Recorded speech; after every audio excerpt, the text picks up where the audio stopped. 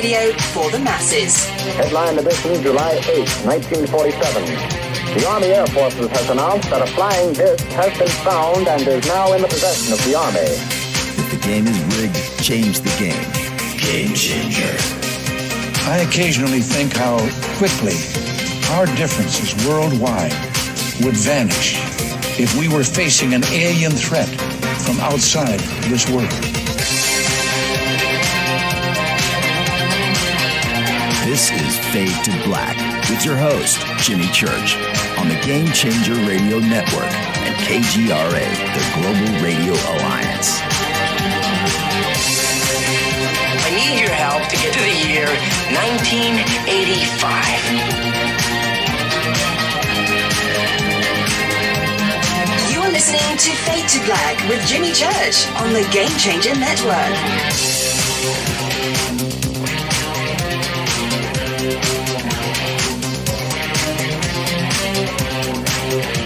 Good evening. Fade to Black. Bespoke Radio. For the masses. Yeah, man. Let's do this.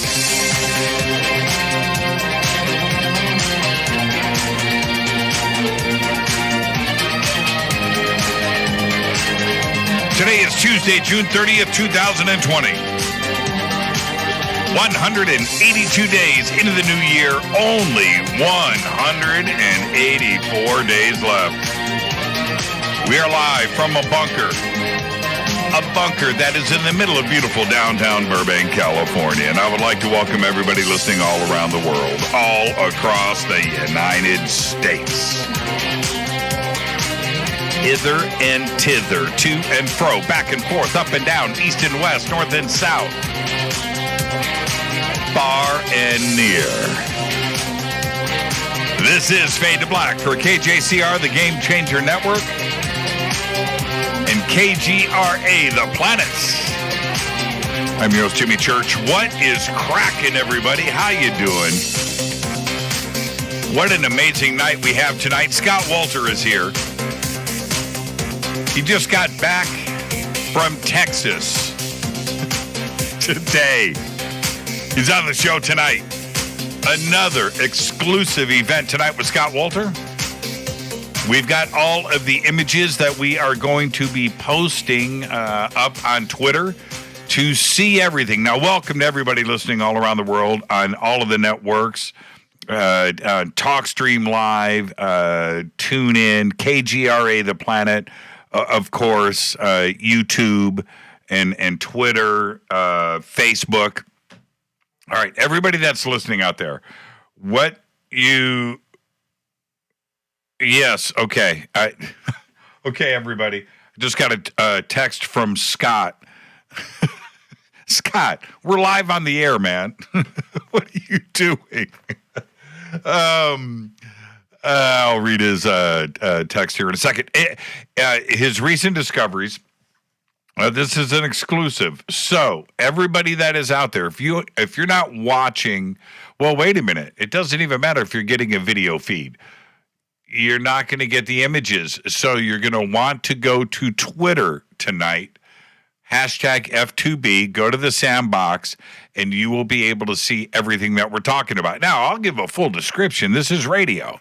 Imagine radio before the internet. Remember those days when somebody would be talking about some amazing discovery, a book cover, a painting, stones, sculpture. It doesn't matter. Photographs, right? Video, movies.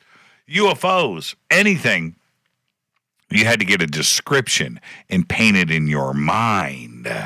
Well, we can still do that, Theater of the Mind, and I will do that tonight if you don't have access. I will give my best, and I'm going to say this. It's one of the best parts of Fade to Black. I love to learn along with all of you. Okay? Now, I've seen the images. I have no idea about the story behind them and what is on them and what Scott thinks about them. I don't know any of this. and we're going to go through this tonight. It is going to be amazing. I've seen the pictures. I have no idea. It's incredible. So all of that tonight, the images will be up in our hashtag F2B Sandbox feed on Twitter. Tomorrow night is Fader night, not Thursday. Tomorrow night, Wednesday, is Fader night. And the reason why we switched things around with Richard Dolan, Richard will be with us on Thursday, is that tomorrow, Wednesday, July 1st, is Richard's birthday. Yeah. So that's why he's not with us tomorrow night. He booked tomorrow night, and then he got in trouble because there's a party planned. So that's tomorrow night. It's Richard's birthday, so we're having Fader night tomorrow night. Looking forward to that. Favorite night of the week. And then, of course, Thursday is Richard Dolan.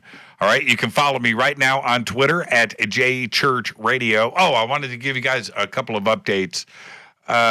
Saturday night, I'm over at Coast to Coast AM. That's right. I will be hosting Coast on July 4th. That's a great night to hang out with the rest of the nation on July 4th. So I'll be doing that this Saturday. And then I'm doing Coast throughout the month, too, as well, of July.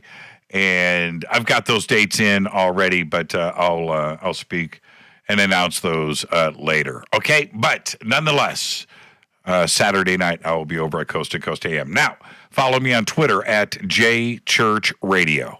You can start there. Hashtag F2B is the sandbox. Hashtag F2B. Any questions or comments for myself or Scott tonight? Post them up in hashtag F2BQ. And everybody that uses the hashtag F2BQ, please, for me, just do it for me. Okay? Just make it a question. Don't get it clogged up.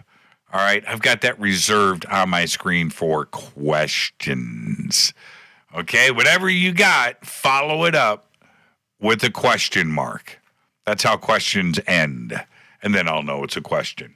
Okay? All right. Hashtag F2BQ. You can email throughout the show, Jimmy at jimmychurchradio.com. Tomorrow night, Ronnie McMullen's going to be with us. We've got a big announcement that is going on tomorrow night for Fader night. You're not going to want to miss that. Okay? I want you to visit getthetea.com, get your immune system boosted. Get the Tea for the last 3 or 4 years is what not only has kept me on the air, got me healthy, got my family healthy. Rita, our kids, our family. Getthetea.com. All right? Free shipping on all orders over $50. Use the promo code FADER, F-A-D-E-R. Also, ForbiddenKnowledge.tv, Billy Carson's new internet TV network. Click on the banners over at jimmychurchradio.com. Get over there, get registered, and you will get a 3-day trial membership. Okay. All right. What a week, Jimmy, on the 4th. Yeah, I know, right? Whoo, man. Yeah, we got a busy month in front of us. But the thing is, right now, we don't have any plans. So, neither do you. So you'll be hanging out here on Fade to Black, and you'll be over at Coast to Coast, and you will be sick of me by the end of July. There you go. All right.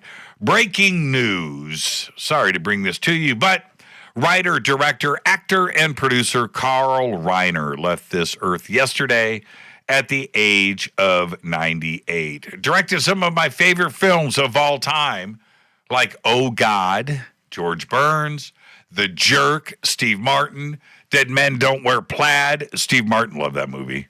The Jerk, top 10, right? The Man with Two Brains, another excellent movie. And All of Me. He won several Emmys. He earned a star on the Hollywood Walk of Fame and was named a Directors Guild Honorary Life member. And back in 2000, 20 years ago, he received the Mark Twain Prize for American Humor. The highest, biggest honor any comedian, any funny person can get on planet Earth is the Mark Twain Prize. So there you go. Carl Reiner, 98 years. You did good, man. And you brought us Rob. Think about that. Without Carl Reiner, there's no Rob Reiner, and there is no Spinal Tap. I'm just saying.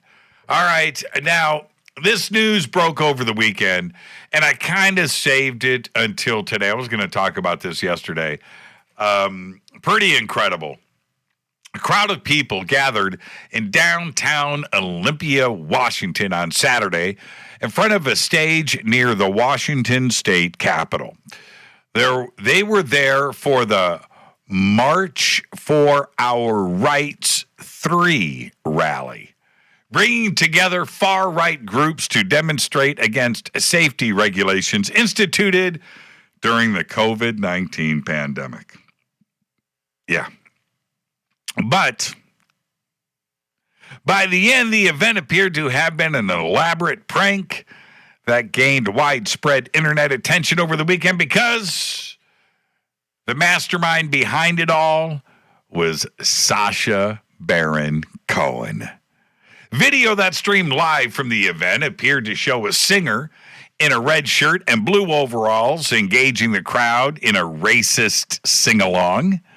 The song's lyrics referenced Barack Obama, Bill Gates, Hillary Clinton, Anthony Fauci, and referred to the coronavirus as the Wuhan flu.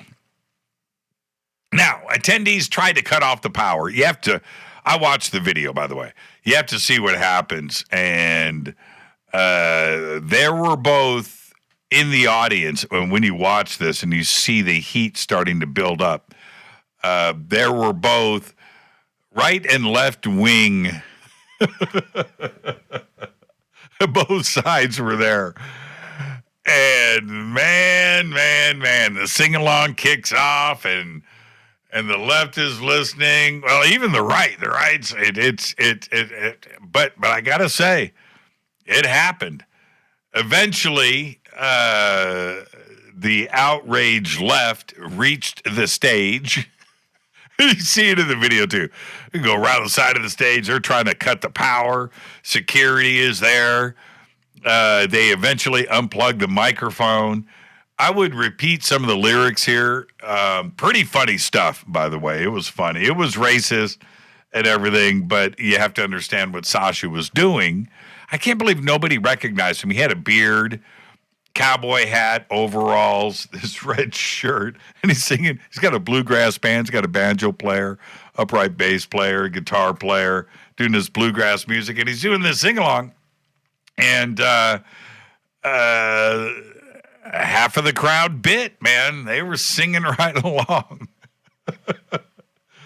It was crazy. And then the mob chased him off the stage, the band and Sacha Baron Cohen. I can't believe nobody called him out. Said, no, man, it's Sacha Baron Cohen. Everybody would have relaxed. They jump in the back of an ambulance. The mob chases the ambulance out. The private security guards jump in cars and split. Leaves everybody standing around. Like, what just happened? The stage was built, the PA system, the banners of life, and it was a complete setup. It was pretty incredible. Now, you can just go search March for Your Rights 3, click on video, and go and watch that for yourself. Pretty incredible. Pretty incredible. He's crazy. That's all I got to say. He's crazy. And he wrote it out, too. That song that he sing, the sing-along in the video that I saw, it's like 8 minutes, man. 8 minutes. Nearly incited a riot. It's pretty crazy. You got to check it out. All right, today, a New York judge temporarily blocked the publication of a tell-all book written by Mary Trump, President Trump's niece, that Simon & Schuster is set to publish in July.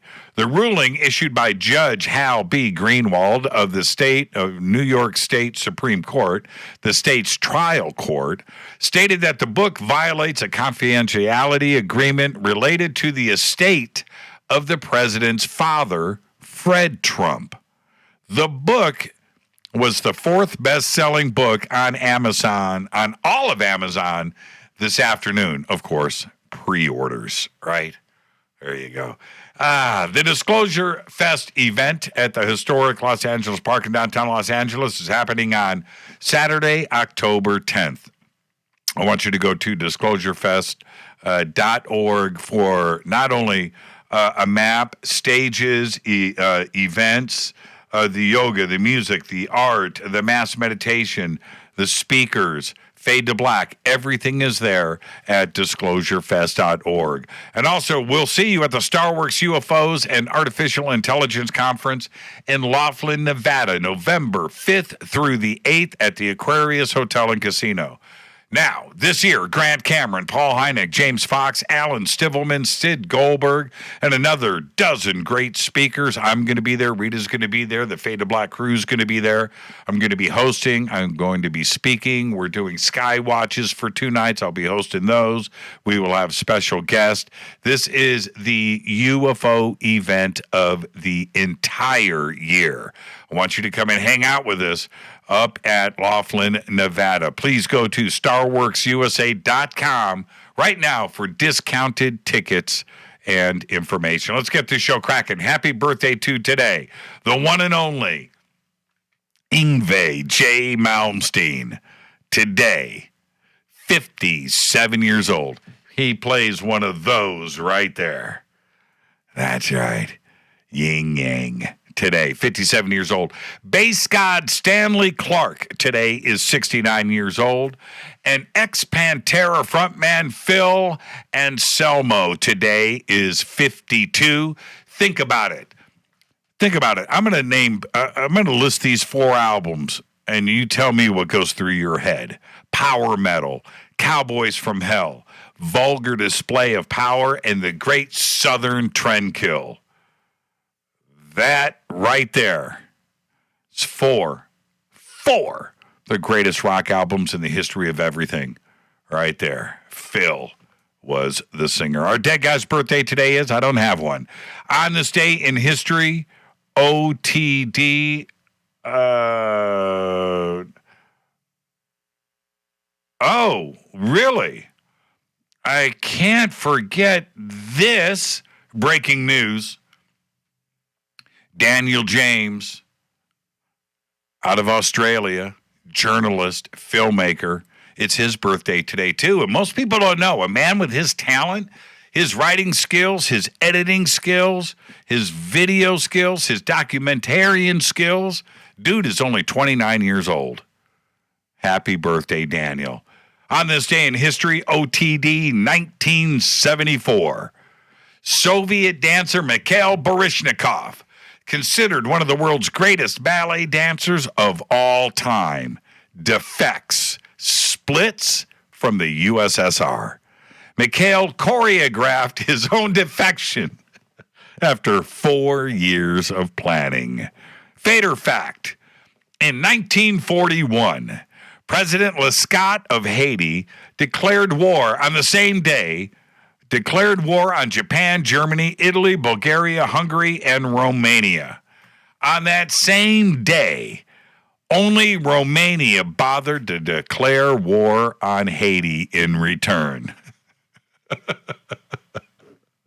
And that is your Fader fact. Tonight, Scott Wolter is here.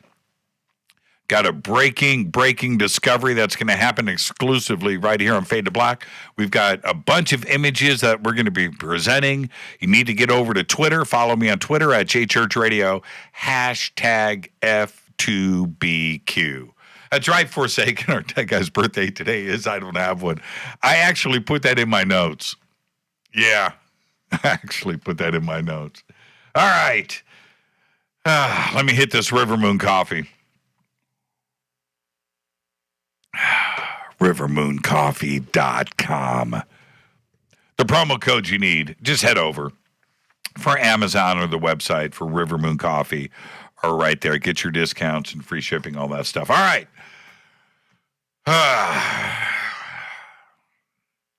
The first 379,000 years of the Big Bang were the most interesting. And if you didn't get hooked up during that time, you would be single forever. And forever is a long time. Now, without boring you and bogging you down with the physics and the science and the math and the chemistry, I'll start to explain things like this. Imagine the Big Bang as a giant singles bar. Let's call it the Big Bang Bar, or the bar Big Bang, either one. At this bar, you have just 379,000 years to meet up, hook up with another particle. That's right. And at the end of the night, or in this case, 379,000 years, the house lights come on and everybody has to go home. Single or not. You see, all of the protons, the electrons, and, well, the other stuff that didn't hook up are left to travel the universe and the space beyond alone forever. So let's say that you're one of these protons that got kicked out of the Big Bang Bar, and you are just blasting out into the vast blackness of space, of everything. Our universe, right? Everything that was just created is happening over your shoulder. That's right. Turn around, take a look. Atoms have been created, fundamental particles, matter, antimatter, gravity has taken over, and things are just, well, being created. Stars, star systems, dust, and rocks. Yep, everything. That is everything but you. You got kicked out of the bar. That's right.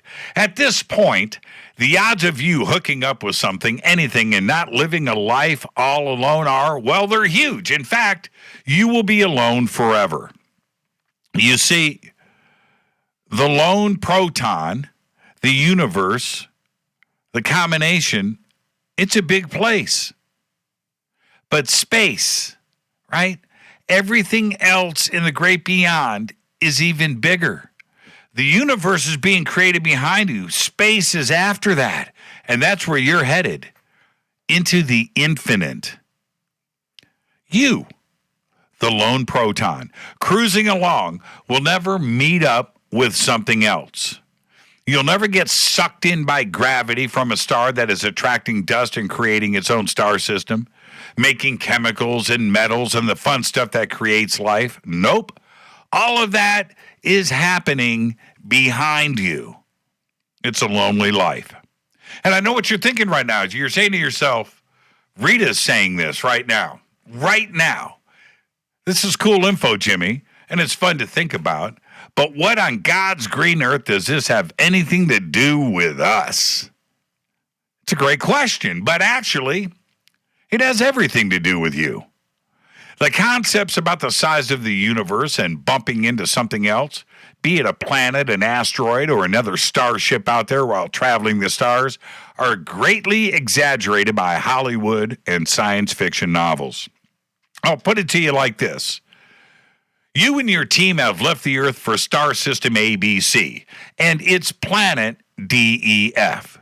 Now, at the same time, another starship and their team have just left planet DEF and they're headed to Earth.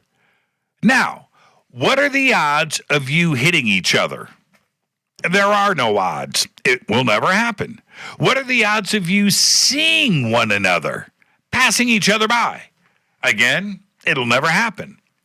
There are absolutely no odds of this occurring. Would you track each other, slow down, and have a meetup, maybe talk? No, you wouldn't. This would add thousands of years to your journey. Now, What about radio contact and a conversation about planet DEF?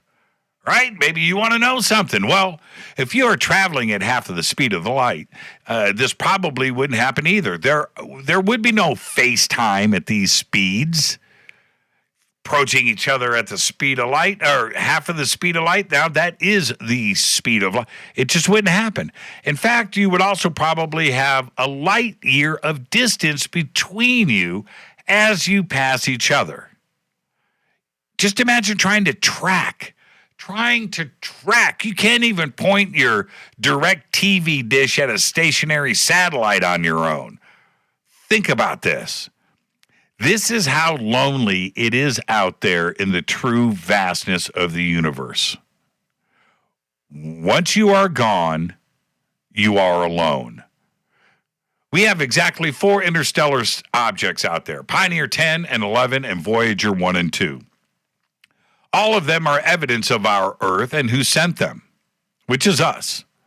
Some have images of humans, of DNA, our solar system, and even audio recordings of our planet. Will they ever be discovered? Probably not. But we have to try, and it's better than doing nothing at all. And it's always fun to dream about E.T. and another civilization discovering evidence of us a billion years in the future after we're long gone. Voyager 1's extended mission is expected to continue until about 2025, when its radio isotope thermoelectric generators will no longer supply enough electric power to operate any of its scientific instruments. In just 5 years, Voyager 1 will achieve the same status as the lone proton that escaped the Big Bang Bar. Totally alone, cruising the stars, forever, at 38,026 miles per hour, 325 million miles per year, 1 light year per 18,000 years. Now, though it's not heading to anything in particular out there, in about 40,000 years, it will pass within 1.6 light years of the star Gliese 445. And in 300,000 years, it will pass within 1 light year of the M3V star TYC 3135-52-1. So, here's the good news. In 1,000 years, we will have figured out faster than light travel by using warp drives and bending space. We will arrive at the planet orbiting Gliese 445 and have a meet and greet with a civilization who has already contacted us here on Earth, and we will tell them about Voyager 1. They will find it, and they'll put it in their museum dedicated to all of us back here on our beautiful blue planet. Voyager 1 will have achieved its place in our evolution, in that we sent it out only to go out and find it and show it to someone else in the future. Pretty cool, right? A gift. This is much better than the Hollywood ending to that lonely proton who got kicked out of the bar Big Bang, who was still dreaming about what could have been, the missed opportunities of creating amino acids and building a brave new world. Don't be the single bachelor proton and do something now with your life. Create, live, love, and laugh, and maybe your picture will be on Voyager 3. I am your host, Jimmy Church. This is Fade to Black. Tonight, our guest, Scott Wolter, here with another exclusive discovery. Right here on Fade to Black on the Game Changer Network and KGRA The Planet. That's right. Follow me on Twitter at JChurchRadio. You can follow Scott at Real Scott Wolter. It's going to be a great night. Stay right there, and I'll be right back with Scott after this short break. Stay with us.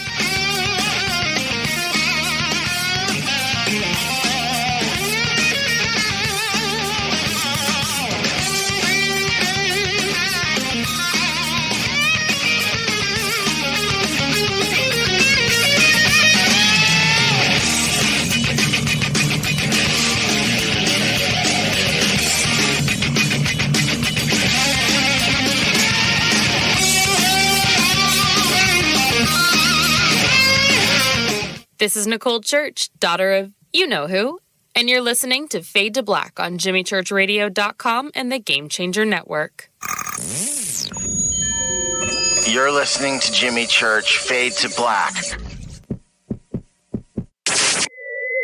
Fade to Black will now pause for alien identification. The station that talks the net. KGRA Radio.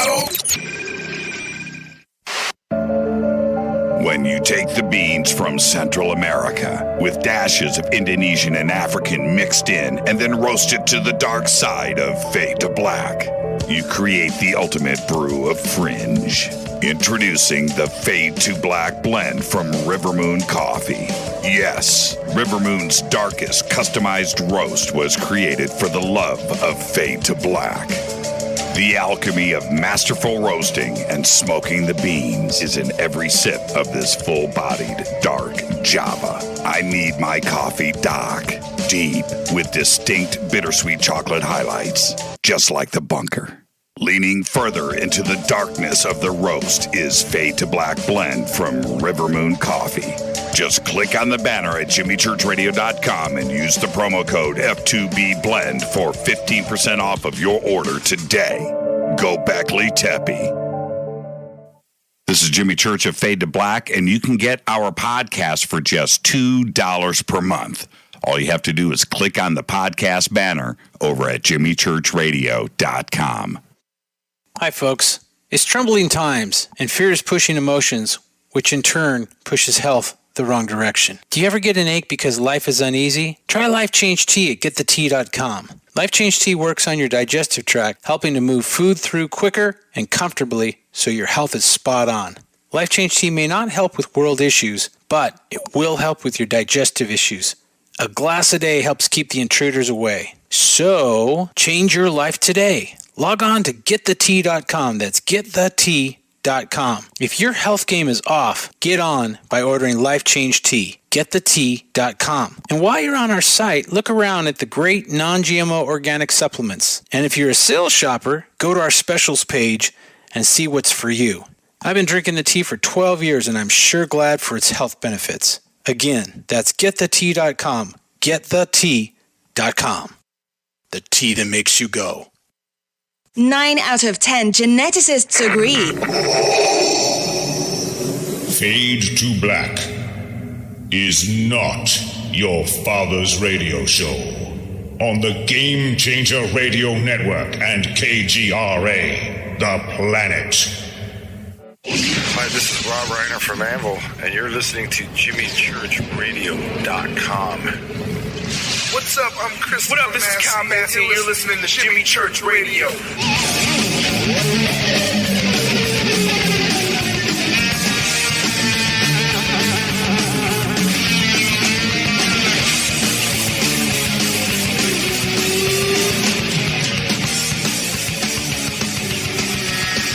All right, welcome back. Fade to Black. I am your host, Jimmy Church. Tonight, Scott Wolter is with us. Tomorrow night is Fader night. Open lines all night long. That's happening tomorrow night, not Thursday. Thursday, Richard Dolan's going to be here. Tomorrow night is Richard's birthday. So we moved Richard over to Thursday night. Okay, so that's what's going on this week. Don't adjust your television sets. You're not hearing anything strange. Wednesday night is Fader night this week. Tonight, Scott Wolter joins us for a discussion about his recent trip to Texas, which he has just returned from right before the show tonight. And we already knew this in advance because we are time travelers. Scott is an author. He's the host of America Unearthed and has been the president of the American Petrographic Services since 1990. Scott is responsible for the independent petrographic analysis testing laboratory where the Kensington Rune stone was brought for investigation back in 2000. He has been the principal petrographer in more than 5,000 investigations throughout the U.S., Canada, and Puerto Rico, including the evaluation of fire-damaged concrete at the Pentagon following the attacks of September 11th, 2001. His websites are right there at jimmychurchradio.com, including Scott Wolter Answers at Blogspot. You've got to check that out. I'd like to welcome back to Fade to Black, Scott Wolter. Scott, good evening, man. How are you? Jimmy, I'm doing great, and thank you for having me on. I got to tell you, literally 5 minutes ago, I was going through the stones, getting ready, putting pictures up so I can refer to them as we talk, and I made a discovery. One of the inscriptions on these stones, I thought was something else. It turns out it matches another ancient stone found in another part of the United States. I literally just found that, realized it 5 minutes ago. This is crazy. Yeah, I love this. Yeah, and we're going to be getting deep into this tonight, Scott, and we've got a lot of images that you have sent us. Again, exclusively, I want to thank you for that and breaking another story here on Fade to Black. Scott, do you get tired of doing this, man? Are you kidding me? Come on. This is really a lot of fun. And you know what, Jimmy, all kidding aside, I mean, we've done a lot of shows. We've done a lot of stuff, and I really appreciate all the support you've given me over the years, and I consider you a good friend. But, you know, to have you be as excited about these things as I am is really fun. And you know, you're on the cusp, and so if I find something cool I think is going to work with your show, I know you're going to like it. And here we go again. I mean, a great new discovery, and it's just a lot of fun to share it with somebody who can truly appreciate it. So, you know, I got to tell you, man, thank you so much. I appreciate it. Yeah, and the pleasure is mine and the honor is mine. I want to say this for the audience really quick. Last week, I called Scott, and he knew why I was calling. Let's just say that. But the beginning of the phone call was about a minute of shared laughter, where we were and the excitement of what's going on, and I gotta say, Scott, I don't know how you do it, but the thing is this: you care about this country, you care about lost history, you're very passionate about it, and the universe knows this, and the universe pulls stuff in your direction. And that's really the bottom line here. You cannot ignore coincidences. You can't ignore synchronicities. You can't ignore things when they reveal themselves and lead you on the breadcrumbs, because the only way you're going to get to the end is the work. And you put the work in, my friend, and that is no joke.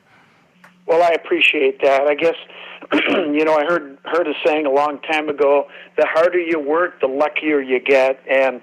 But seriously, it also has a lot to do with getting the word out, and you know, coming on shows like this and reaching out to who knows how many people. All we have to do is just reach one person that listens to what we're talking about and says, you know what, I saw something that might be interesting, and someone will get a hold of me. So, you know, it's one thing to work hard, but it's also immensely helpful to have people like you that support us, that help us get the word out, and that makes this a lot easier, let me tell you. So well, you know, yeah, let me point something out to everybody. Scott's personality, and if you ever get a chance to meet Scott, just go up, shake his hand, you know, and just mention the shows in the past and what he's meant, but crack a joke. Get Scott to laugh, because you know that's one of the things that make you special. And I remember a couple of months ago, I just want to point this out. A couple of months ago, you had posted this picture of you next to a stone, and there was a camera in front. You were doing a shoot, and you asked everybody to guess what was, you know, really cool about this picture. And everybody was passionate about it, you know, looking at the picture and trying to figure out what was going on. And I come back with, it's the Costco jacket, and I got the blue one or whatever, right? I just cracked it, but you got it, right? And it was really funny to see the thread go into another direction. But I just wanted to point that out. That is you're not all serious all the time. No, we like to have a beer now and then and enjoy life. I mean, you know, there's a time to be serious and there's a time to have fun. And sometimes, you know, I get a little spun up, and then I need someone to kind of reel me back in with a little comment like that. So, well, look, good. Hey, I'm a big supporter of Kirkland. So there you go. Well, good for you. All right. Enough of that. Secret's out. Scott shops at Costco. So now there's a lot of history behind what we are going to reveal to everybody tonight. So I'm going to sort of hand this off a little bit to you, so you can give us the background of what we are about to show and discuss tonight on this broadcast. Okay. Well, let me just say that this thing started for me at the Conscious Life Expo, and I don't even know if you know that, but obviously that was a fantastic conference that you invited me to that I had never been to before, and I was a little bit, I wouldn't say concerned, but I was a little curious about whether or not I would fit into this group. And I have to say, I had a wonderful time. I met some amazing people that I'm still in communication with, but I also met with some people who had contacted me prior to the conference that said they wanted to meet me in person and talk to me about some inscribed stones down in Texas.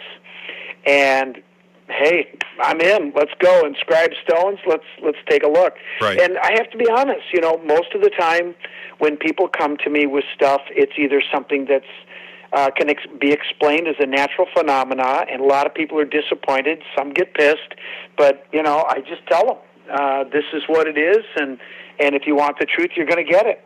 And so I didn't go in with high expectations, but when this person shared a few photos with me, man, I was instantly curious, and I said, okay, you've got my attention.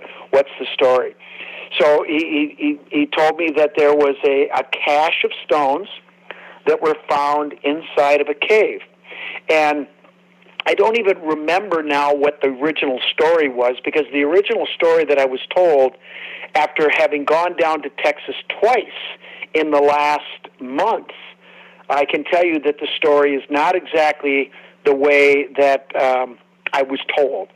But in any case, I think we're now starting to get to the bottom of this story. I don't think we're not to the bottom of it yet, but I think we're on the right path. Anyway, what he told me was there was a bunch of these stones that were found inside of a cave, and when I looked at the pictures, all I can say is I was intrigued. Now, after having been down there, this story, the story of the discovery, is one of those wild tales, and the stones are incredible. And probably the most impressive thing, if you asked me right now, Jim, and said, what is it about these stones that impresses you the most? Okay, well, obviously, as a geologist, the geology is important and is the most interesting. But everything that's carved on these stones is weathered. They are not fresh cuts. They are weathered. In some cases, they are. The weathering is very advanced. Now that gets my attention, and of course, there's a whole lot of work that needs to be done at that point. That's what I did the background, data collection, if you will, on my first trip, and then when I went back, I took another look at the stones again, armed with the geological knowledge of the rock's makeup, and I wanted to take a look at and actually grade the amount of weathering that each stone had. And there were reasons for looking at not just the weathering on one side, but some of these stones are carved on both sides. And depending on what the culture was, there could be a difference in the weathering, and I'll explain that as we get into the show a little bit further. But, I mean, there's just so many cool tangents that have suddenly developed with this story. Now, some people have asked me and said, why did you go down there so quickly, twice within a month? And I drove down to Texas. People might recall that there is a pandemic going on right now, and I went into the jaws of the beast down in Texas as far as COVID this past week. But it was worth it. I mean, I really wasn't around a lot of people, so I wasn't that concerned. But the main reason that I did all this work within such a short time frame in the middle of a pandemic, is because one of the key guys in this story has stage 4 cancer, and he's not going to be with us for long. So I wanted to be sure to get his story, to make sure that I got all the facts that I could from him.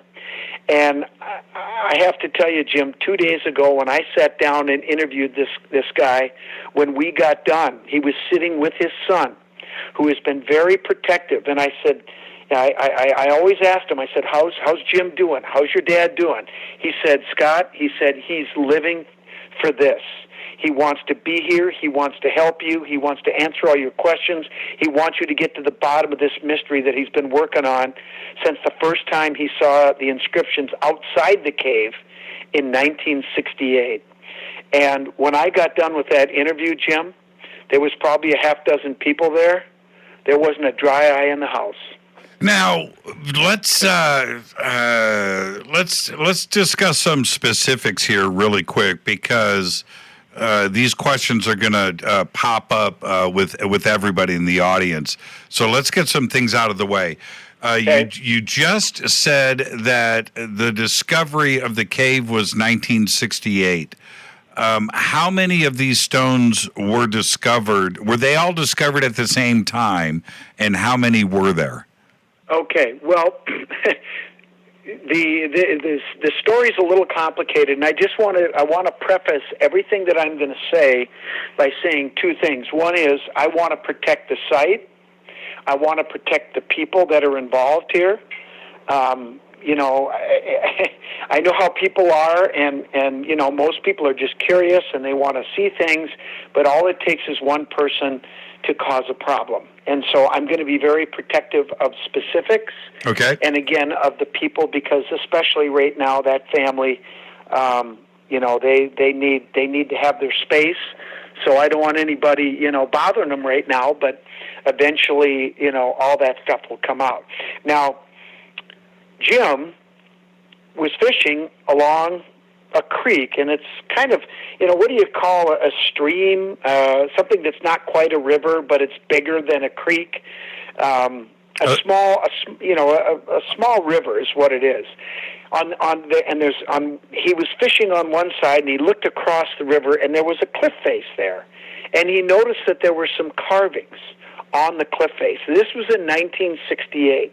And he said he went over there and he poked around a little bit and found some more carvings, but he didn't find anything at the time. Well, he was a young man at the time, and, he said life got in the way and he got busy and he kind of forgot about it until about 2000, when he and two other friends were poking around the area and they discovered the cave.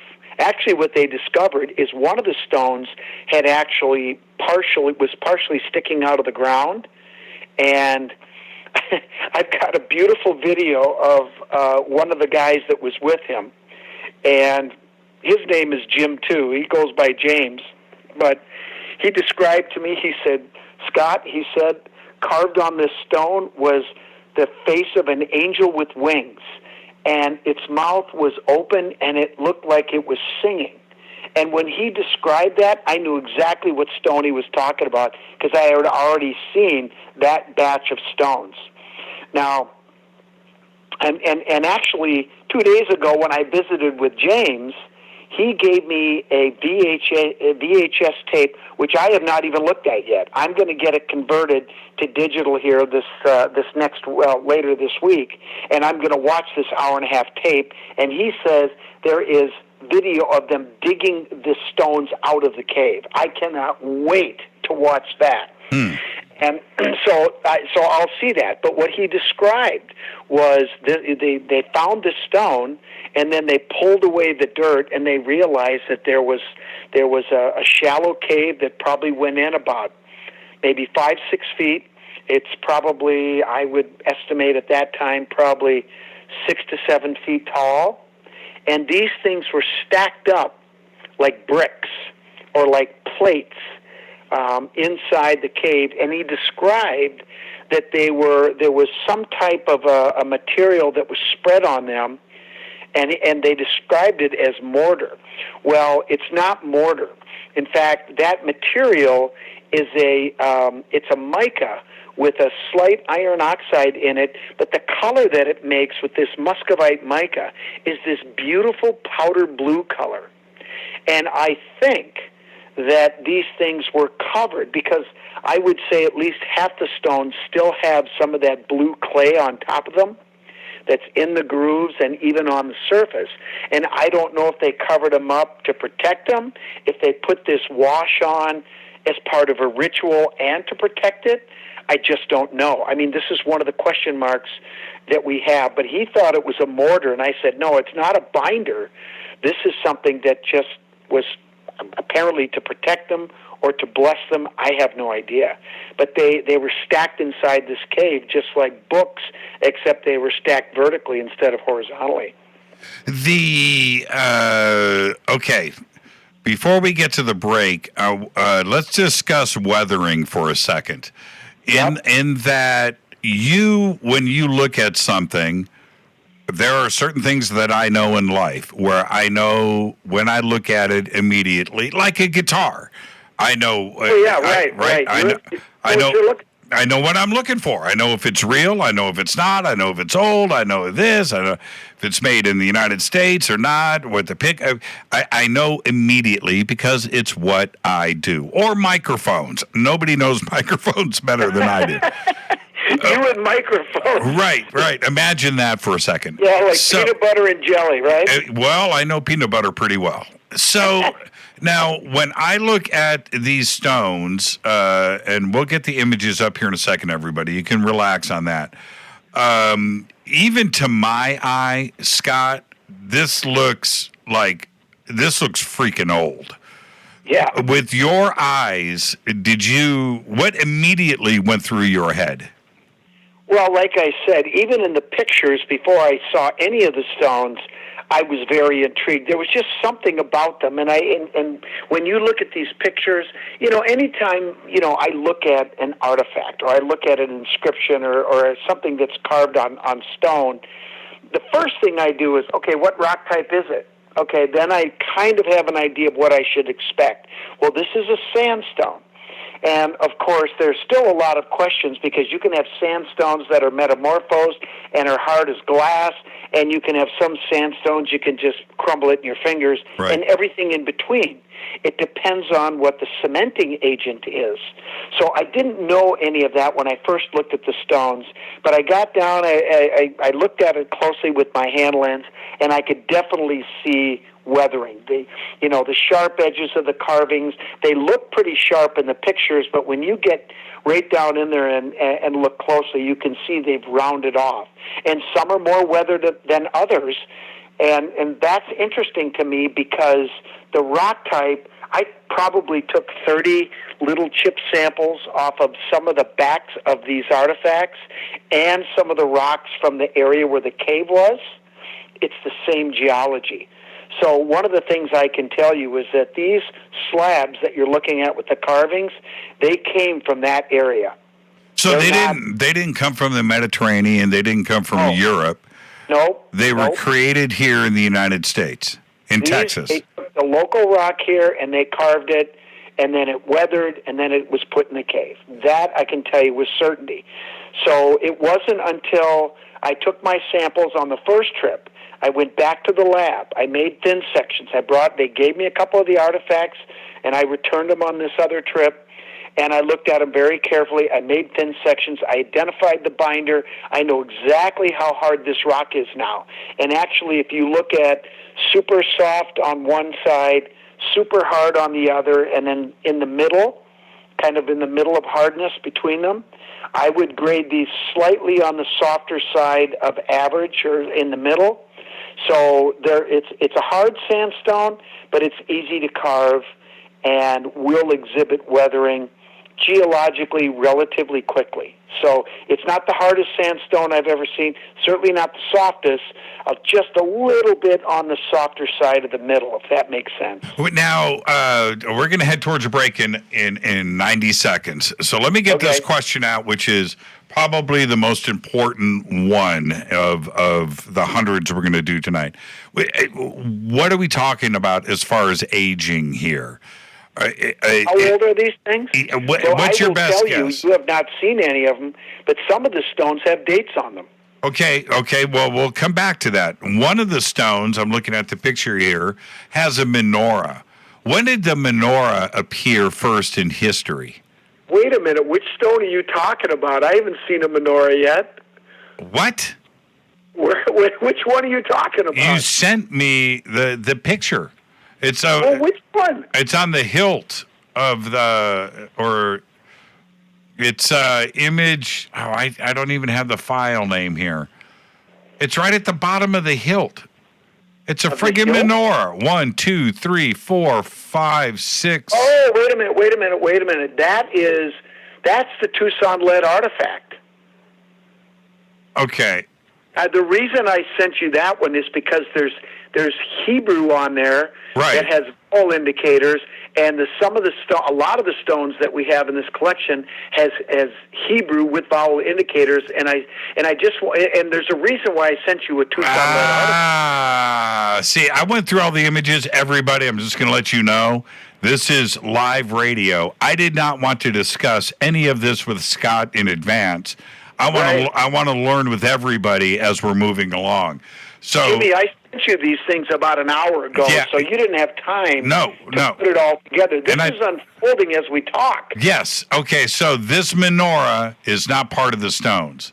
No, that is on metal. That's one of the Tucson lead artifacts, but I'll make that connection with you here as we go along. Well, that goes back to the point that I was trying to make here. In trying to date this, a menorah on these stones we could come up with, it can't be older than, right, because there is a menorah. But there isn't a menorah on these stones. Clearly, though, there is Hebrew. Yes, and that's why I sent it to you. We just haven't had a chance to talk about it yet. Right. Okay, we're going to take a break right here. Our guest tonight, Scott Wolter. We got a breaking story again tonight with Scott. Scott, what picture do you want to lead with after the break? Do I want to start with? Yes. Let me see. I would say probably...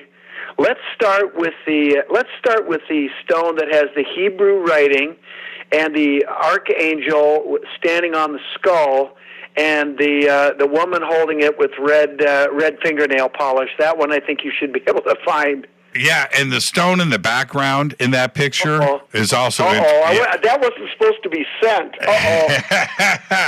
Scott Wolter... Good eye, Jimmy, good eye. You're kidding me, right?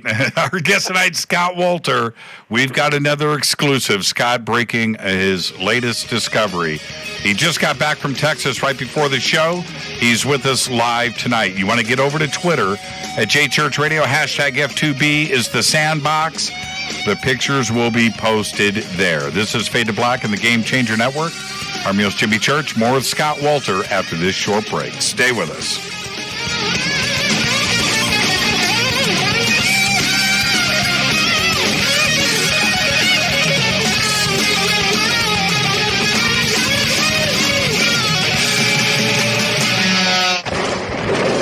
This is Fade to Black with Jimmy Church on the Game Changer Radio Network and KGRA, the Global Radio Alliance. This is KGRA Digital Broadcasting Station, Salt Lake City, Utah, Van Buren, Arkansas. Hello, my name is Billy Carson, and I am a best-selling author and the founder of ForbiddenKnowledge.tv. Together with my team, we have built an all-new conscious streaming TV platform designed with every family member in mind. If you have ever wanted to travel the world and attend lectures and workshops from your favorite speakers but weren't able to, look no further. ForbiddenKnowledge.tv. There are dozens of workshops and lectures from speakers you know and love. We have also included amazing categories to assure that your consciousness is entertained and elevating on a daily basis. Amazing interviews, ancient history, ascension knowledge, wisdom teachings, documentaries, conspiracies, mysteries, health and fitness, conscious cooking, meditations, finance, yoga, and so much more. To start your free trial on any mobile device or computer, surf to ForbiddenKnowledge.tv. That's Forbidden Knowledge with the number 4, ForbiddenKnowledge.tv. Again, visit ForbiddenKnowledge.tv today. Introducing the new Surfer Music app. Listen, fade or not, you know I love my music. This is my go-to for all things notes. The Surfer app is a brand new concept in music listening. Surfer is free, providing unlimited access to thousands of live streaming radio stations. Surfer is an exciting, interactive listening experience. Discovery and surprise are built right in. Surfer is your destination to discover and rediscover great live streaming music. It features high-quality audio streams, free access to music from thousands of live streaming radio stations, unlimited listening, unlimited skipping. You get a music visualizer, and you can also select your favorite channels. Get it at the Apple App Store or Google Play. Just search Surfer Music or click on the Surfer banner at jimmychurchradio.com. Go Beckley Teppy. Okay, nurse, let's get this man to the ER stat. Right away, doctor. We see this every day. Heart attack or angina pain due to blocked and clogged arteries. Chelation can remove obstructions or blockages from arteries and help avoid painful and expensive surgery. Now there's Angioprim. It's a liquid oral chelation product that you take with juice. You start to feel the results fast. Angioprim increases blood flow all over the body, and that means more energy and strength to take on the day with less aches and pains. 60 years of research has gone into chelation, and Angioprim is the result. A safe and easy way to unblock your veins and arteries from buildup that slow circulation. Paging Dr. Jones. Please report to the emergency room right away. Log on now to angioprim.com. That's ANGIOPRIM.com. Or to speak with a trained consultant. Give Angioprim a call at 954-882-7221. That's 954-882-7221. Hello, I'm Katie, and you're listening to my main man, Jimmy Church, on jimmychurchradio.com. Hi, this is Ray Sobbs here, repping the planet, and you're listening to my good friend, Jimmy Church, Fade to Black, on the Game Changer Network and the KGRA digital broadcast station. This is Toby Kebbell. You're listening to jimmychurchradio.com. Don't hurt me, Jimmy. I'm only little. Hey, I'm Adrian Grenier, and this is Ari Gold. We're the Honey Brothers. We are also Honey Brothers. Hey, I'm Adrian Grenier, and I'm Ari Gold. We're the Honey Brothers, and you're listening to Jimmy Church. The Revolution. This is Jimmy Church of Fade to Black, and you can become an official Fade or Not by just going to our membership section at jimmychurchradio.com. Hello, this is Serena Wright Taylor from Conscious Life Expo, and you're listening to Fade to Black with Jimmy Church, who holds the Lucky Pony record for the best astrological chart since 1963. True story. This is Micah Hanks of the Gralien Report, and you're listening to Jimmy Church on Fade to Black, across the globe on the Game Changer Radio Network and the one and only KGRA Radio, The Planet.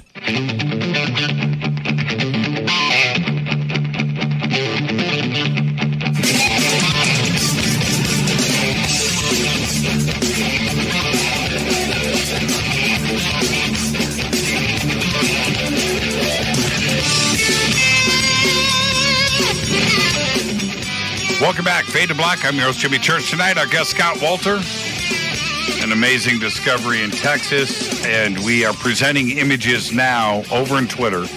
You can follow me on Twitter at JChurchRadio. You can follow Scott on Twitter at RealScottWolter. And a little programming note for everybody. Tomorrow night is Fader night, not Thursday. Thursday night, Richard Dolan will be here. Now, we've got a big set of images that we're going to be presenting tonight. We've got image number one up. I've got an enlargement of it here, Scott, on my screen, and pretty incredible. We'll start with what's in the foreground. We'll discuss what's in the background next. But okay, obviously this is Hebrew. Do you read Hebrew? Not really, but about 2 weeks ago, I spent a total of about 3 hours on a Zoom call with a retired Hebrew scholar from Harvard, and basically what he said was, and I know enough to be dangerous, and obviously Hebrew is read right to left. And you can see on the upper row on the far right, you see what looks like a backwards C character. Yep. And if you look, there's a couple of there's a T and a little line underneath it. Yep.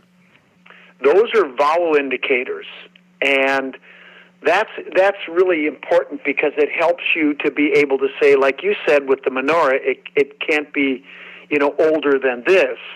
Same thing with these vowel indicators. This, according to the Hebrew scholar, vowel indicators came in, he said, sometime between 6th and the 10th century. So we know this isn't, Hebrew that goes back to the time of Jesus or beforehand. It's not Aramaic. It's not Old Hebrew. This is, quote, modern Hebrew, but it could be as much as 12 to 1400 years old. In this case, it's not that old. But anyway, those vowel indicators are very important. The other thing that's really cool is if you go on the top row, 1, 2, 3, the third character, a lot of people when I posted this picture said, "Oh my God, it's a hooked X." Well, that's why it kind of sticks out like a sore thumb, but only because it's you posting it. Right? Okay. It's not a hooked X. It's the Hebrew Aleph, which is the first character in the Hebrew alphabet, which is very interesting because there actually is a connection between the hooked X and the Hebrew Aleph, which is something I've talked about in my books. But it's not a hooked X in this case. It is a Hebrew letter.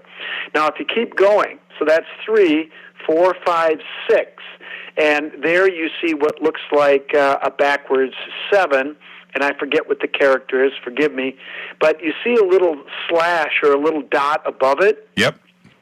It's actually a short line. And what the scholar said is that when you get to that point when you're reading this inscription, you start singing. It's a key to start singing.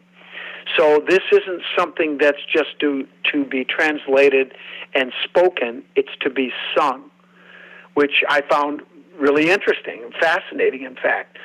So in any case, and I forget what he said this was, but here's the thing that's interesting. Now remember, we have probably, I would say, close to a dozen of the stones that I've seen. I've seen a total of 41 of these stones. About a dozen of them have Hebrew on them. And what we concluded, or I should say what the scholar concluded after we had this discussion, and another scholar was on the line. There was 3 of us. I was not the scholar. I was the geologist dealing with the scholars. But what he concluded was this person that carved these inscriptions, or at least the ones that we looked at, we haven't looked at them all yet, said that the person didn't even use the entire Hebrew alphabet. There are letters here that should have been used that were not used. So what that told him was this wasn't a person who was well-versed in Hebrew. They knew enough to be able to use the letters. But the language is not Hebrew. The language is actually a mixture of Spanish and Portuguese, but written with Hebrew letters.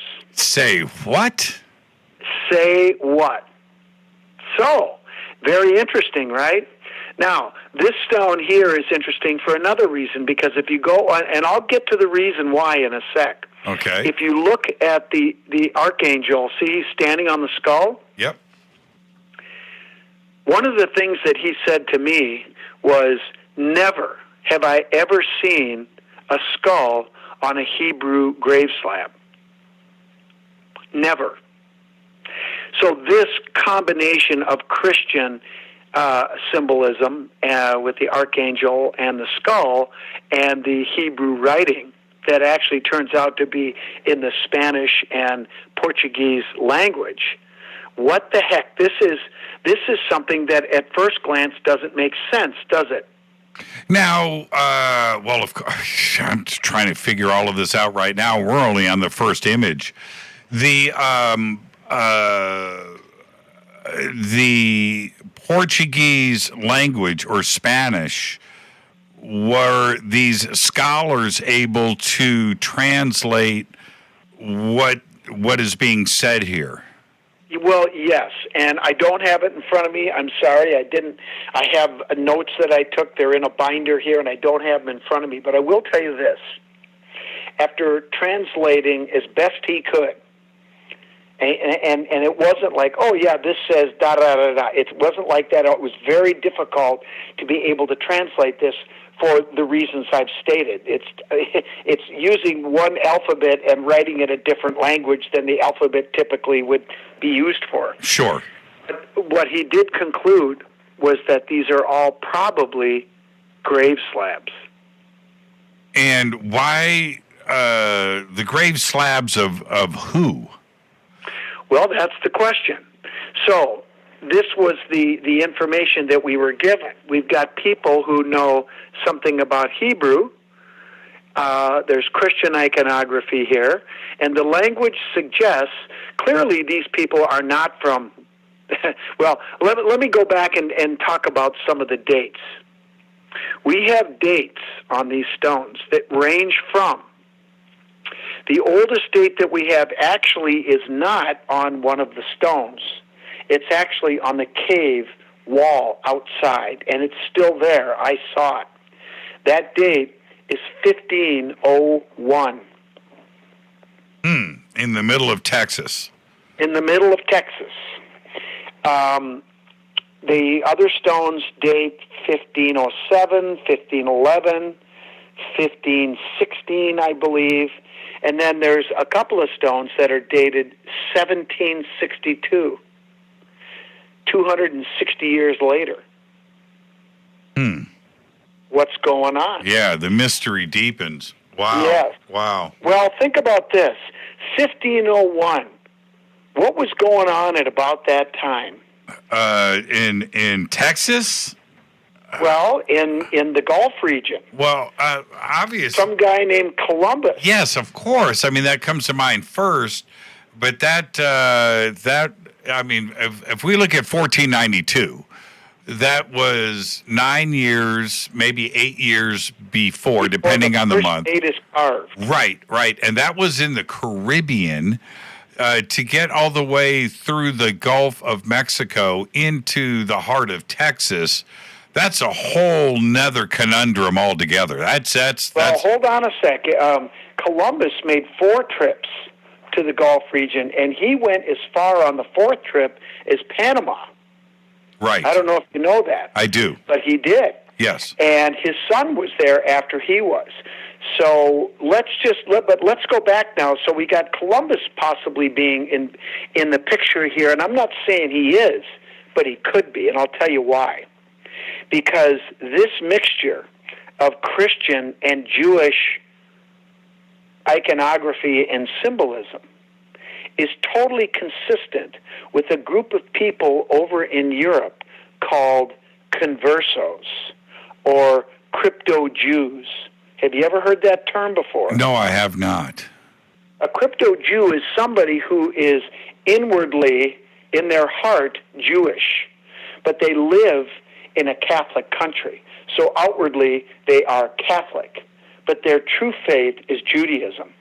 And so they are called crypto-Jews because they had to hide their true ideological beliefs for fear of being persecuted, which is exactly what happened in 1492, right before Columbus sailed to the New World.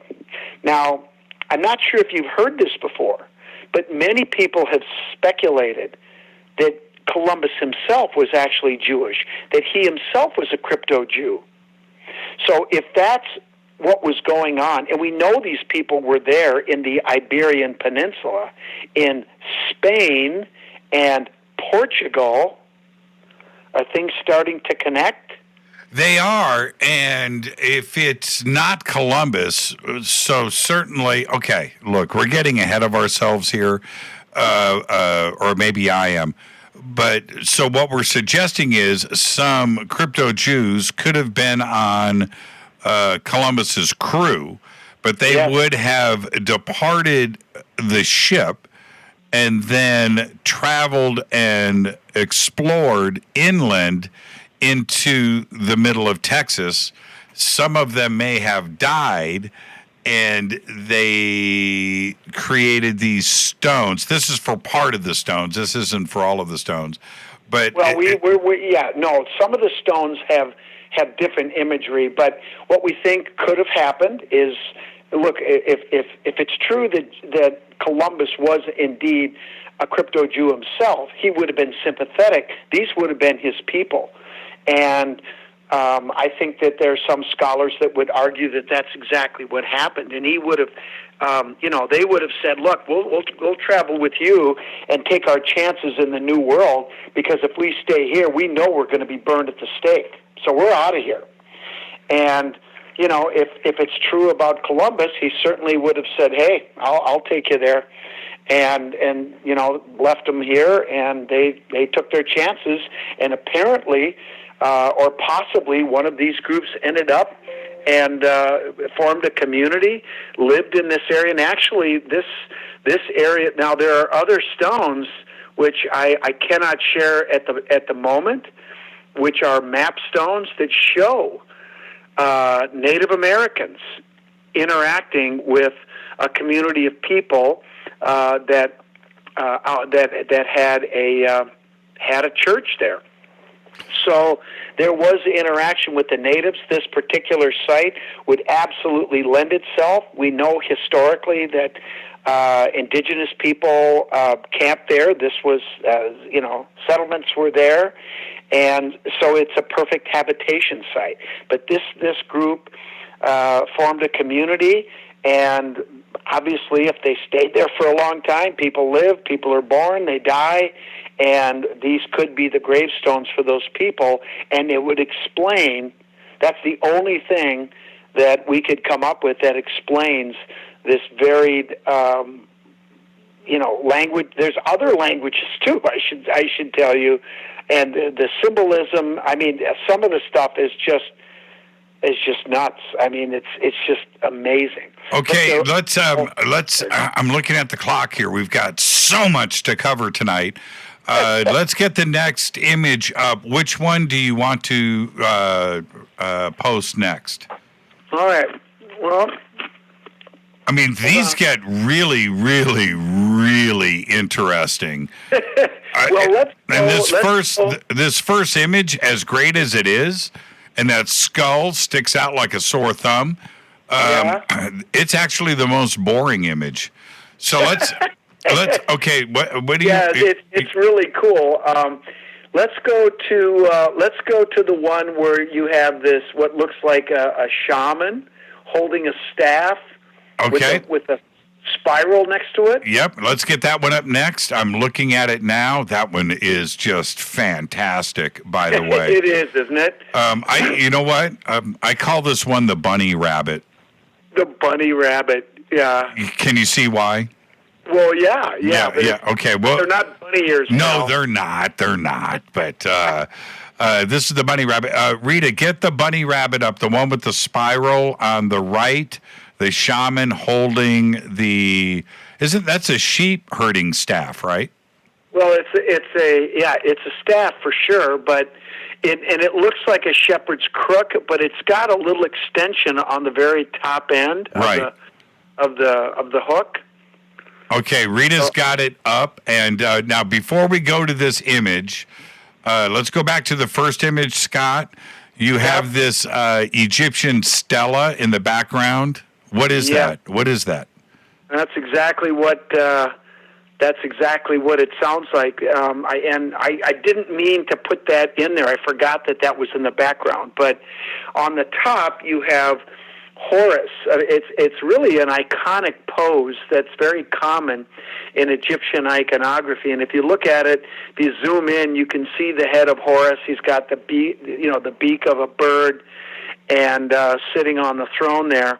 And then you have Anubis, lying on top of a bier there, some type of structure, with a flail coming off the top. These are classic Egyptian images. Now, the Hebrews came from Egypt, right? So to have Egyptian iconography would not be unusual, and even back in the late 15th, early 16th century, Egyptian iconography and symbolism was very popular in Europe. So, on one hand, you look at this and go, what the hell is this doing here? But on the other hand, when you sort of realize that these people came from Europe, they had to have come from Europe, that, Egyptian symbolism is not that unusual. Wait a minute. Hold on. Pump the brakes, Scott. Are you saying that stela behind the Hebrew Archangel Stone was also found in that cave? Yeah, there's several of them, by the way. That's not the only one that has Egyptian symbolism. And by the way, our guy with the spiral on top of his head, that's an Egyptian-style headdress. Okay, but yes, it is. It is. It's a pharaoh headdress.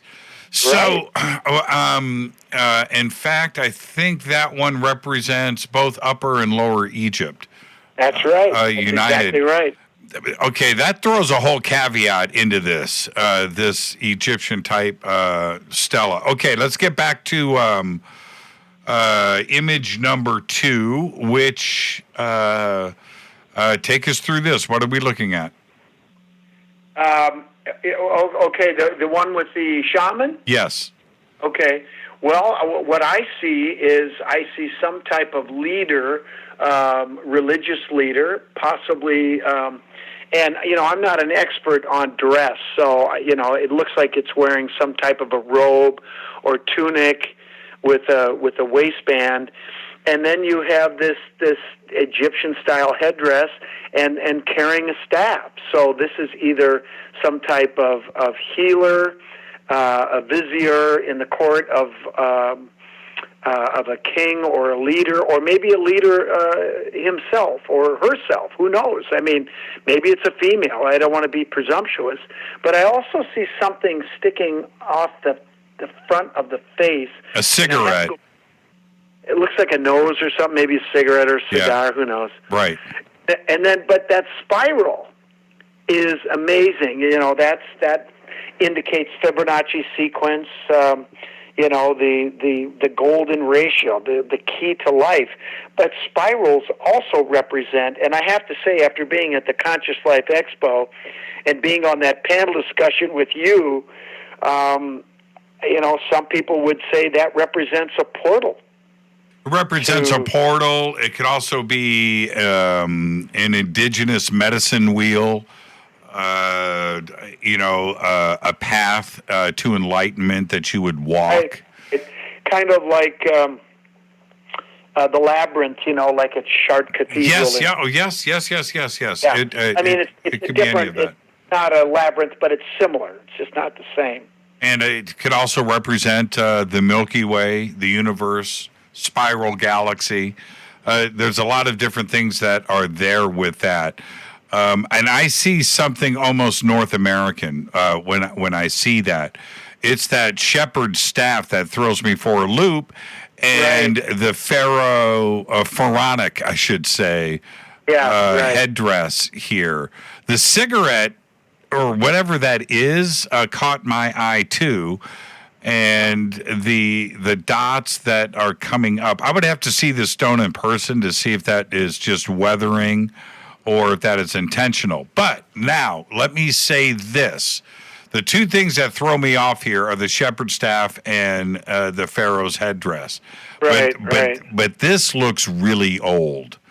It's the funny. type when of I artwork. Look at this picture, when I first look at this picture, it doesn't look that old. In fact, several of the stones, when I first looked at them from a distance, I go, wow, that doesn't look like it has a lot of weathering. But when I got in there and looked at it closely, there was a lot more weathering than I thought. So, and you know what, Jim, I think you were saying it before, but when my first immediate impression was, this looked like Native American petroglyph at first. Yes, it does. It does.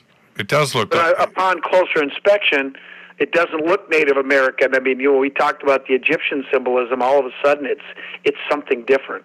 Yeah, there's something going on here. It's a combination of different things. One, the stick figure just looks so simplistic. It doesn't look like it's an advanced artist with talent.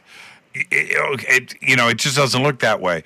But the shepherd staff, that throws everything way off kilter, and that takes you into another direction. And then you've got the pharaoh headdress. Yeah. And it's interesting. And and the other thing, keep in mind when you look at these, notice the feet, how they're pecked. Yes.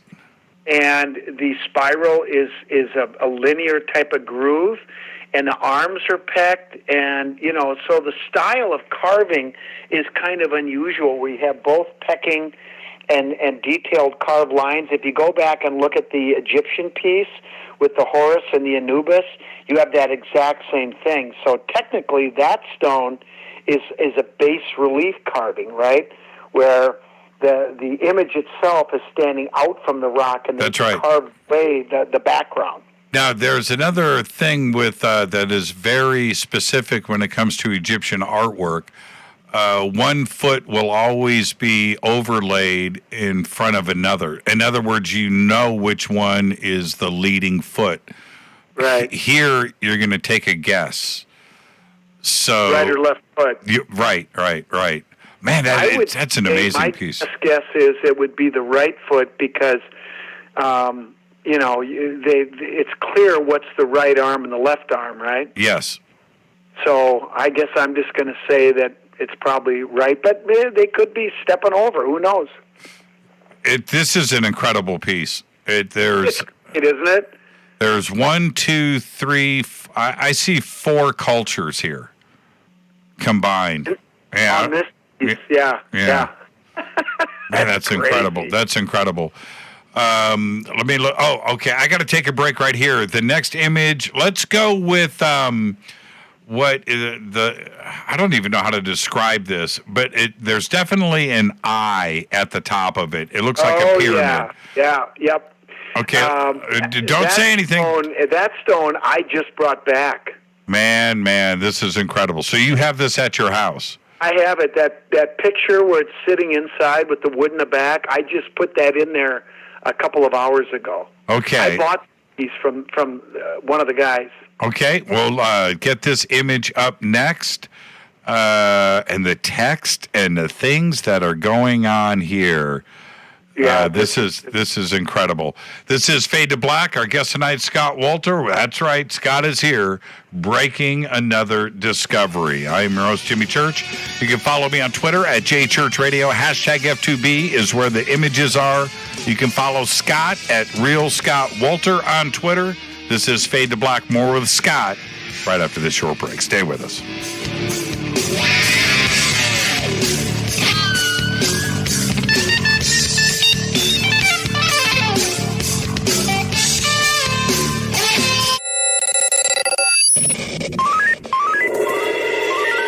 Way out here, we listen to Jimmy Church.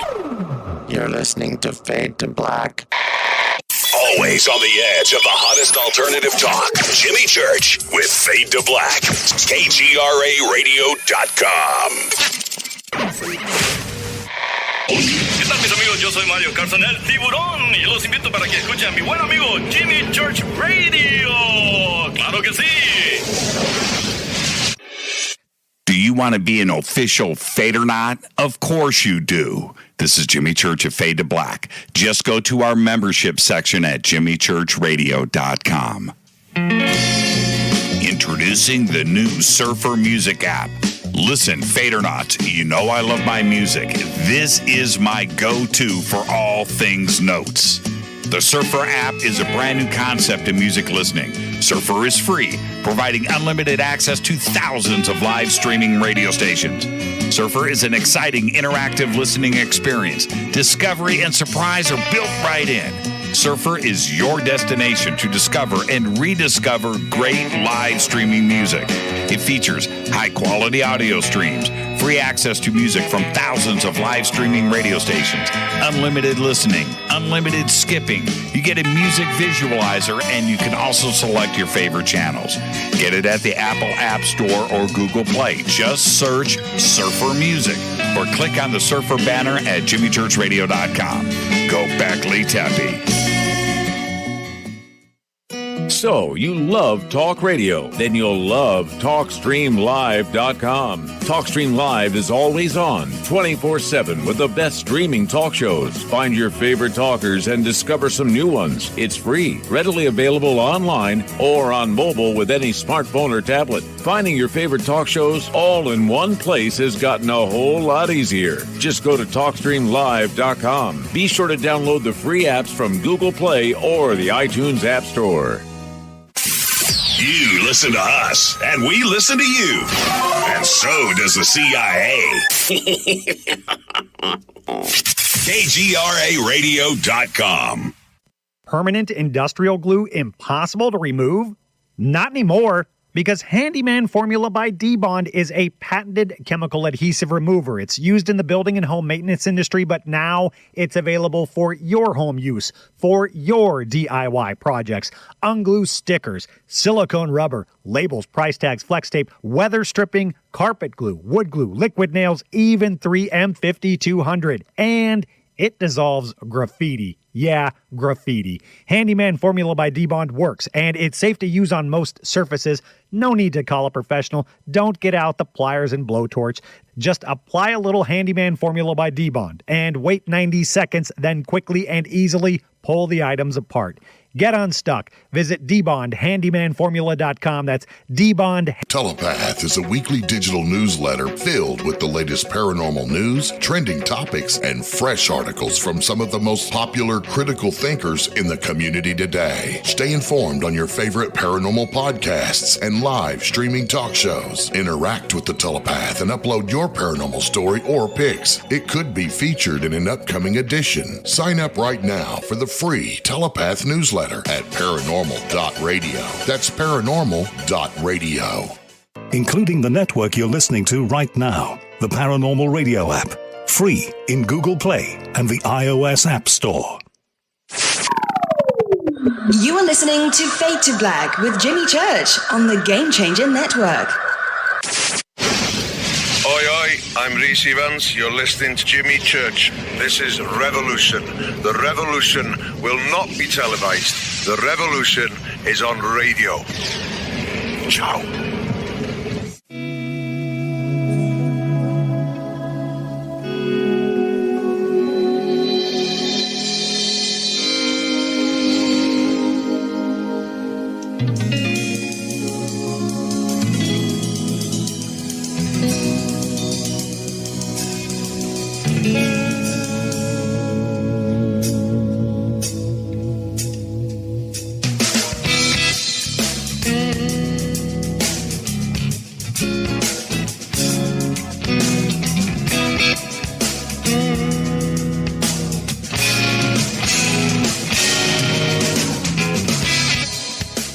Welcome back. Fade to Black. I am your host, Jimmy Church. Tonight, Scott Wolter is with us. Another exclusive here on Fade to Black with Scott. And if you ever miss a live show, this is a live radio show, but if you ever miss a live show like tonight, you can just get our podcast. Go over to jimmychurchradio.com, click on the podcast banner. It is just $2 per month. We have over 1,250 archive shows right there. And for $2 per month, you get all of the shows that Scott and I have done in the past. Scott, I don't even have a favorite show. I like the shows where you and I got in a fight. Those were When did we get in a fight?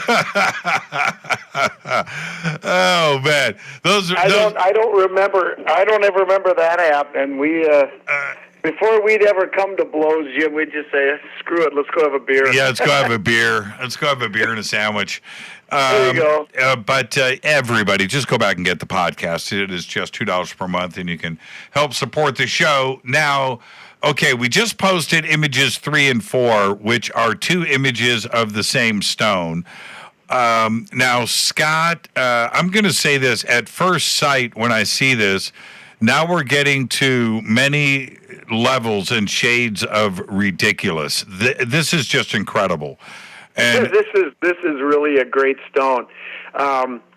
And you know, when I saw this, I recognized it right away. I mean, I have seen this before, and if you, I don't know if you can pull up the image that I sent you, but there is, you remember Gloria Farley? I do. Gloria Farley, I had the pleasure of knowing her the last 10 years of her life, and I went down to Oklahoma to visit the Heavener Stone, and she gave me a tour. She wasn't able to hike down there anymore. She was wheelchair-bound at the time. But I'll tell you what, she had so much energy and drive. I was so impressed by her, and we really hit it off and were pen pals for the last 10 years of her life. In fact, when she passed, about 2.5 months later, I had a knock on the door, and the UPS guy goes, "Here's this big heavy box. Be careful, it's heavy." And in there was full of books that she had left me that had anything to do with runes, carvings in rocks. I mean, there was probably 50 books in there, and they were all first editions signed by the authors that she knew personally. And so I have nothing but praise for her.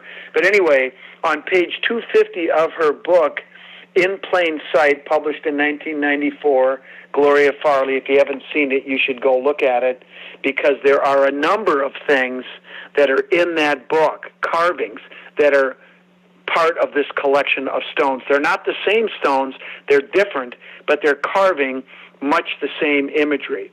And this stone is one of them. Okay, and Rita, I'm going to interrupt. Rita's in her studio. Rita, I need you to post the page of the book that we were talking about earlier. It's page number 250.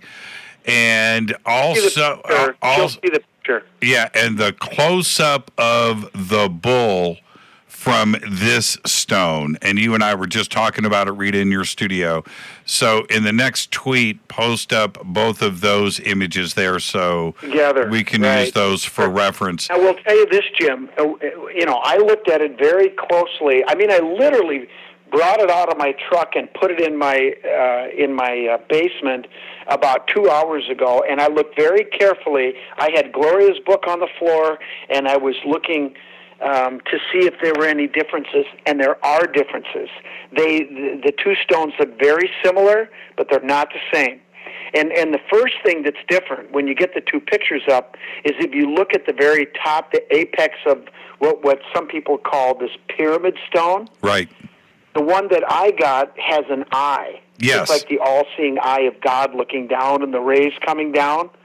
I mean, in many ways, it reminds me of the back of the dollar bill. It does. Right? When you said, "Where have you seen this before?" I was going to say on the back of a dollar bill.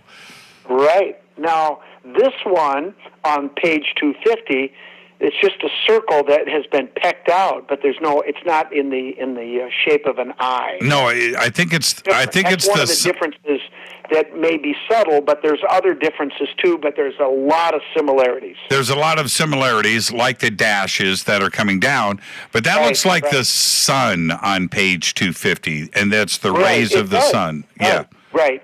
And, the sun is often depicted as being deity or God, the all-seeing eye. I mean, it kind of represents the same thing, right? So let's go back to the stone itself. How big is this stone? You know what? That's there's nothing there for scale. I apologize for that. I would say it's about 24 inches wide. Probably, it's angled there anywhere from about 16 inches on the right to about 20, 22 inches on the left side. But it's thick. It's about almost 4 to 5 inches thick. It weighs about 120 pounds. Incredible. So Incredible. It's a pretty good size. Now, this feels Egyptian to me for a lot of different reasons, but the hieroglyphs look like a mix of things as well. And I also see in the one, there's 1, 2, 3, 4, 5, 6 rays. Okay, so the third ray from the left, about halfway down, almost, I see a turtle. Yes, yeah. I see a turtle too, and below that is an X. Yep. Below that looks like a Christian-style cross, and directly below that looks like a backwards capital P with a dot in it. Yep. And then where you see the turtle, if you go up, there's sort of a snake?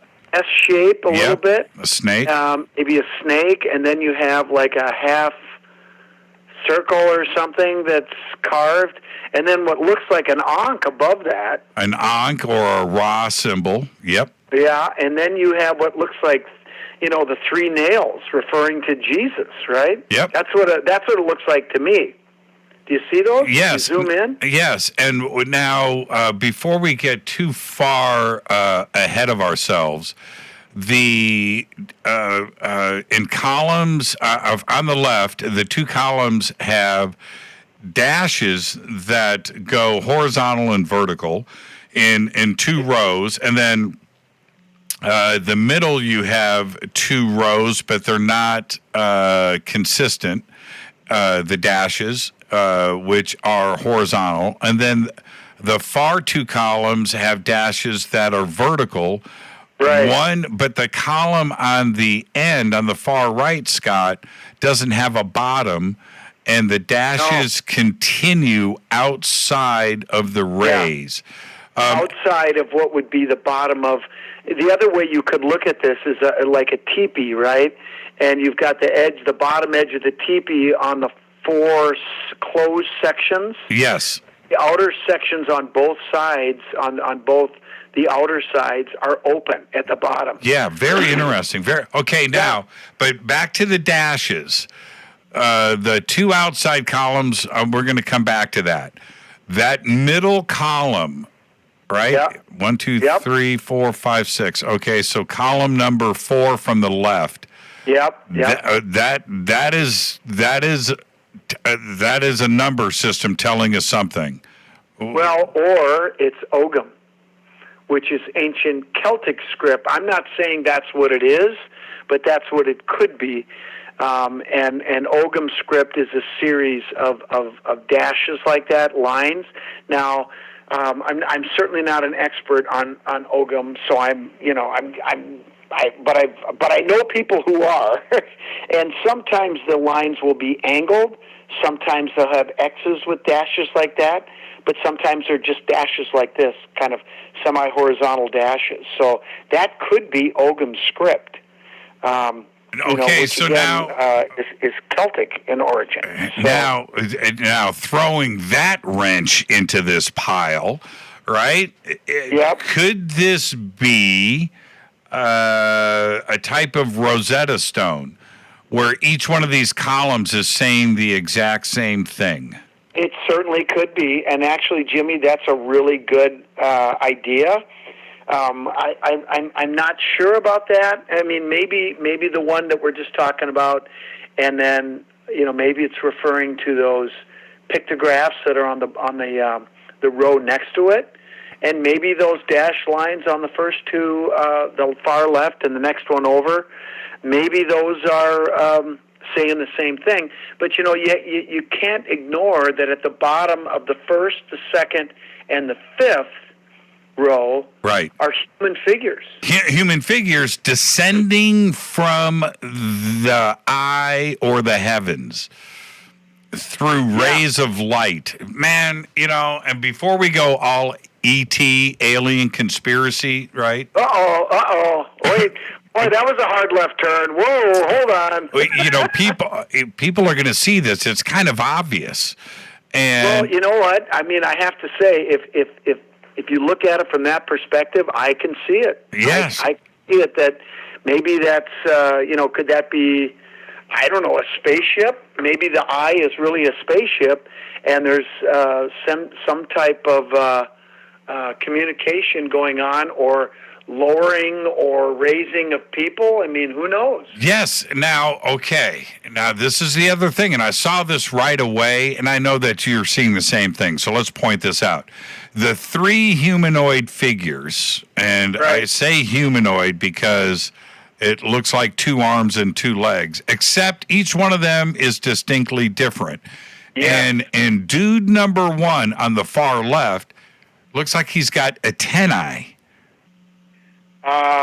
He's got two things coming off the top of his head.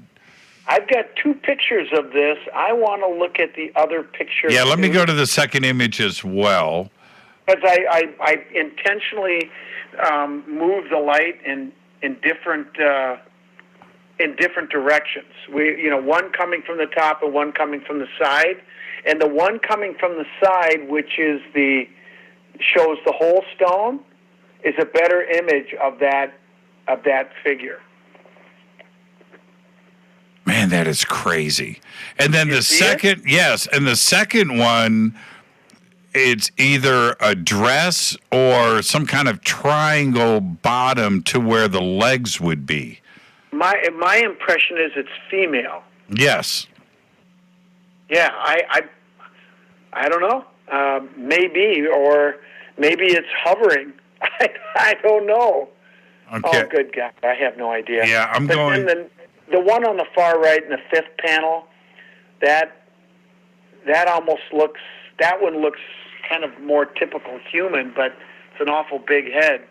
I am going to I'm going to blow this up. I have the ability to do this. I'm going to go very large here. That far left image, there's something going on. There's more to it. And, my first guess on the right that would be a break in the rock, but I don't think it is. You know what? When you go to commercial next, I'm going to go down and take a look at that again. Yeah, it looks like the left arm, which would be on the right side of the picture, might be holding something like a knife. Yeah. You know what? Good observation. There's something going on, but there's something going on there, man. That is if you want to look at it from that perspective, I can see where you could go down there, but maybe we're overthinking it a bit. Who knows? I don't know. Hey, we're having fun here tonight. We're looking at this for the first time. And everything's on the table, right? Until we have a strong argument to take it off. Well, now, the other thing is, in the second image from the other angle, you can clearly see that is an eye. I mean, there is no question about that. Oh, yeah. And that's different than the one that's pictured in Gloria's book. And I'm going to say that is a snake in column number 3 above the turtle. That's my impression, too. I've seen enough hieroglyphics in my day to know that that's exactly what that is. The cross is interesting. The X is interesting. That is definitely a turtle. That is a snake. And that is an ankh. That's an Egyptian column. Yeah. Wow. I don't know what the 3 nails are, but they look like you've seen that imagery, Christian imagery of the 3 nails of that, absolutely. Christ on the cross. Absolutely. This is incredible, Scott. I don't know what I'm looking at. Now, okay. I don't either. Okay. And hey, we haven't even talked about the carvings on the left and on the right, outside of the pyramid. You're reading. You got a bull at the top. You're reading my mind. The bull on the top is an 8-pointed star, and then a couple of ostrich feathers there on the lower right. Which is Egyptian. I mean, that's Egyptian 100%. I don't know what the 8-pointed star would represent in Egypt.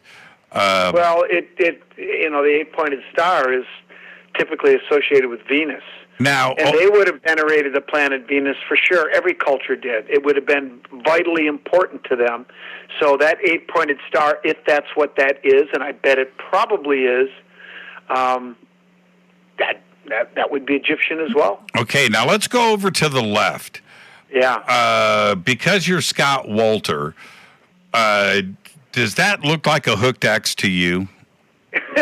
Nobody wants it to be a hooked X more than me, Jimmy, but it's not. I think it's just a regular X, and I look very closely at that because, of course, my radar is looking for the hooked X every time. Sure. But I can't say that it is. I'd love it, but no. Now, below where the alleged hooked X is, it's not a hooked X. You can see the groove is what in the rock that is coming and continuing over. It happens to hit the bottom of the X, but dang, it sure does look hooked for a second. I hear you. But going down, that's a fish. Oh, yeah, down below. Oh, yeah, absolutely. And it's a fish with a large dorsal fin. Huge dorsal fin. Or, certain fish have, that webbing between the dorsal spines on the back of their bodies. This is a really interesting looking fish. It's actually quite beautiful. It could be a bird. Up of that. Could be a bird. I didn't send it to you, but it's got. It almost. You know what it looks like? It almost looks like a shark. It could be Scott. A little bit Scott, I just said it could be a bird. It could be a bird. Yep. If you think about it, that could be the wing on the other side, and then there's a wing on this side, and then in the back is the dorsal guiding feathers.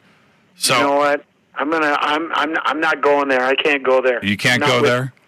I love you like a brother, but I'm not going there on this one. I'm saying fish. Yeah, I saw fish at first too as well, but could be a bud.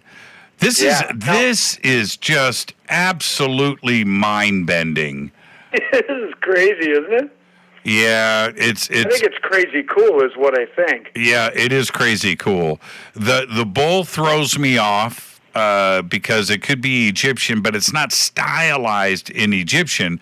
But those two feathers are Egyptian, and that is a row of hieroglyphics. There is no question about that. And then there's other things going on. This could be some kind of Rosetta Stone, or it could be something else happening here.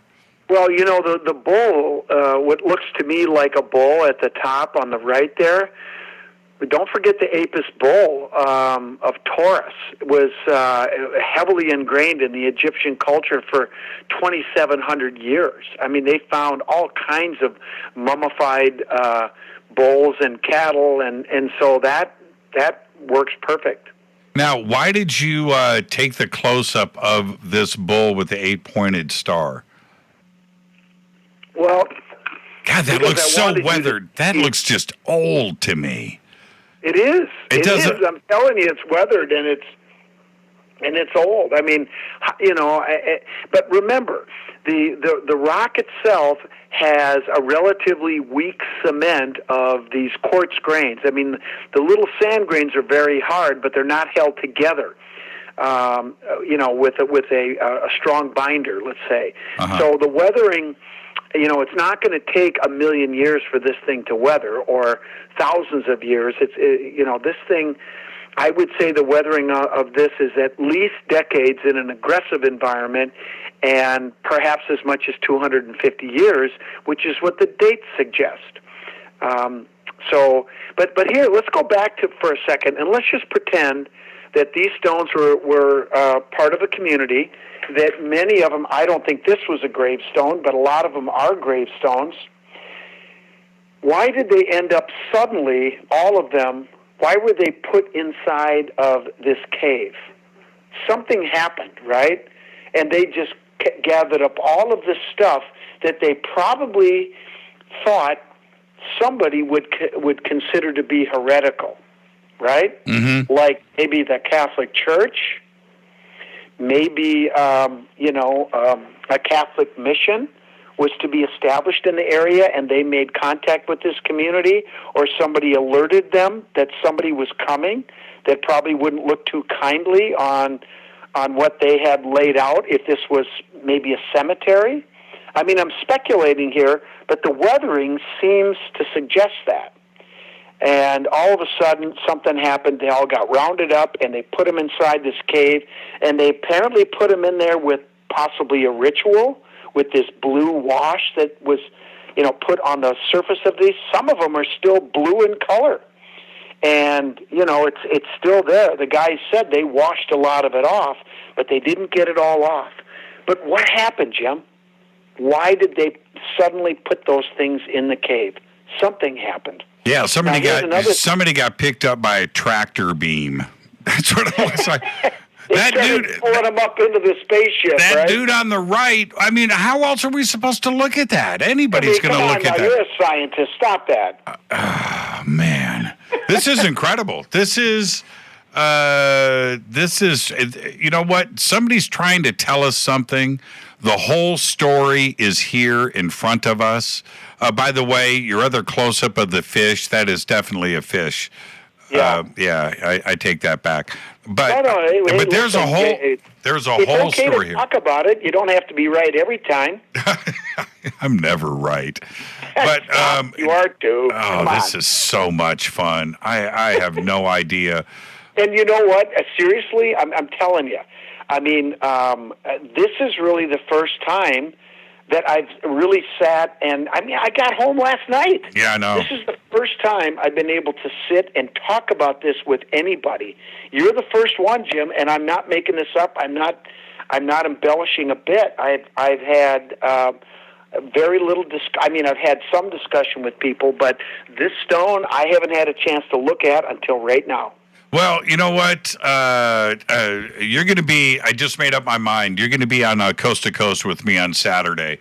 We're going to continue. Let me check my schedule. Okay. Yeah, let's continue to break this story out to the world. It needs to be seen.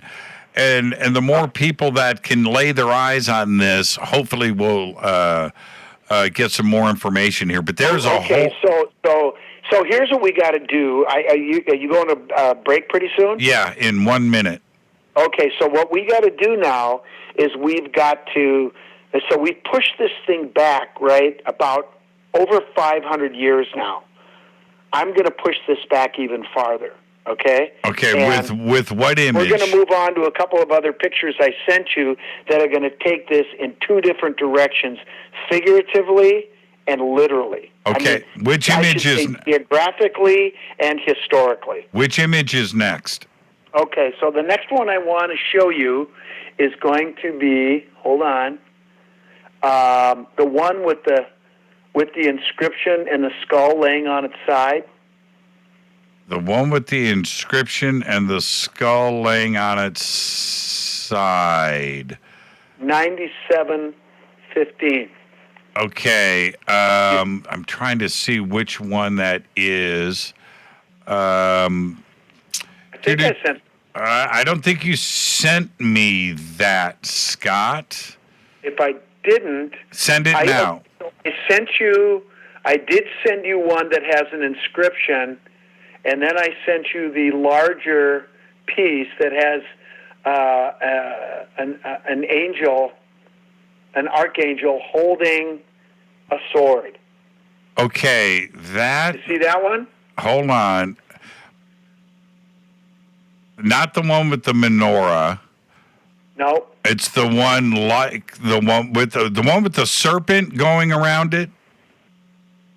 No, those are the Tucson letter. Okay, so let's... You didn't send it. Okay, so send it. I'll send it. Okay, send it now. And as a matter of fact, send it via text. Okay? Yeah, I'll do that right now. Okay, I'm going to take our break. This is how we do it. This is live radio, everybody. This is how production is done. Our guest tonight, Scott Wolter. Absolutely tremendous discovery going on. And you are learning, along with me, all of us in the world, for the first time. We'll be right back after this short break. This is Fade to Black.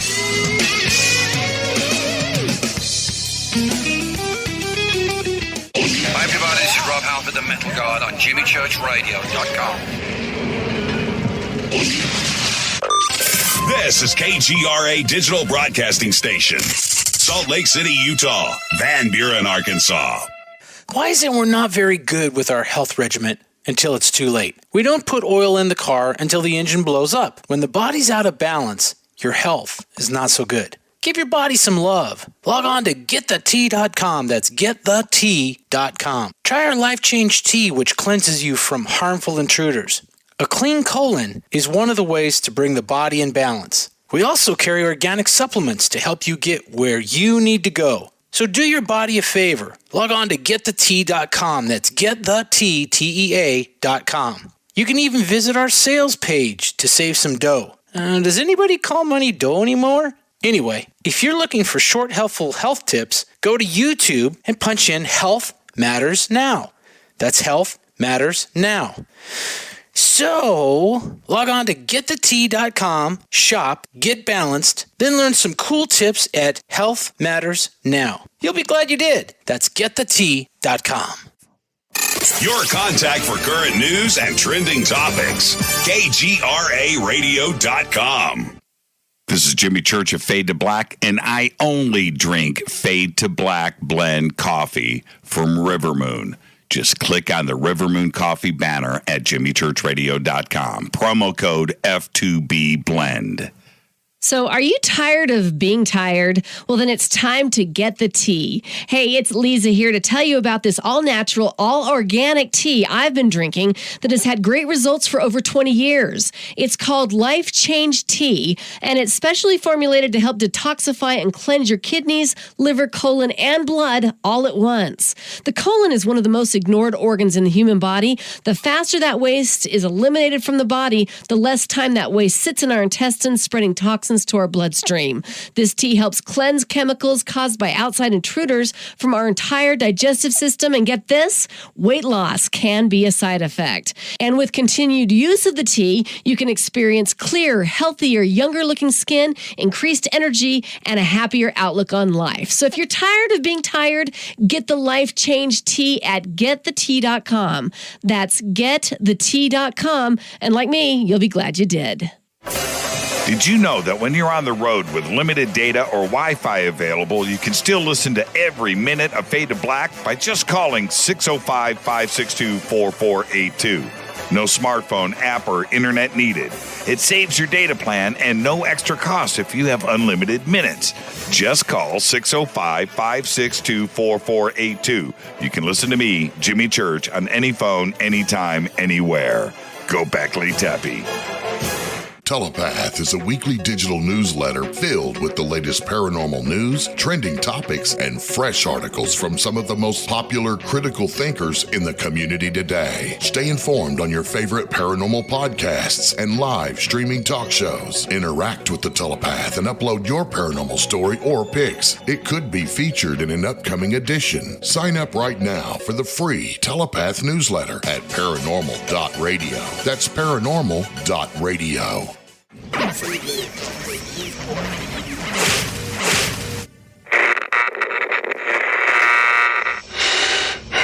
You want to know a secret? I love ponies. I really love ponies. I'm serious. I couldn't stay sane without ponies to brush. Why Fade to Black? Because you never got that pony, damn it. This is Fade to Black with Jimmy Church on the Game Changer Radio Network and KGRA, the Global Radio Alliance.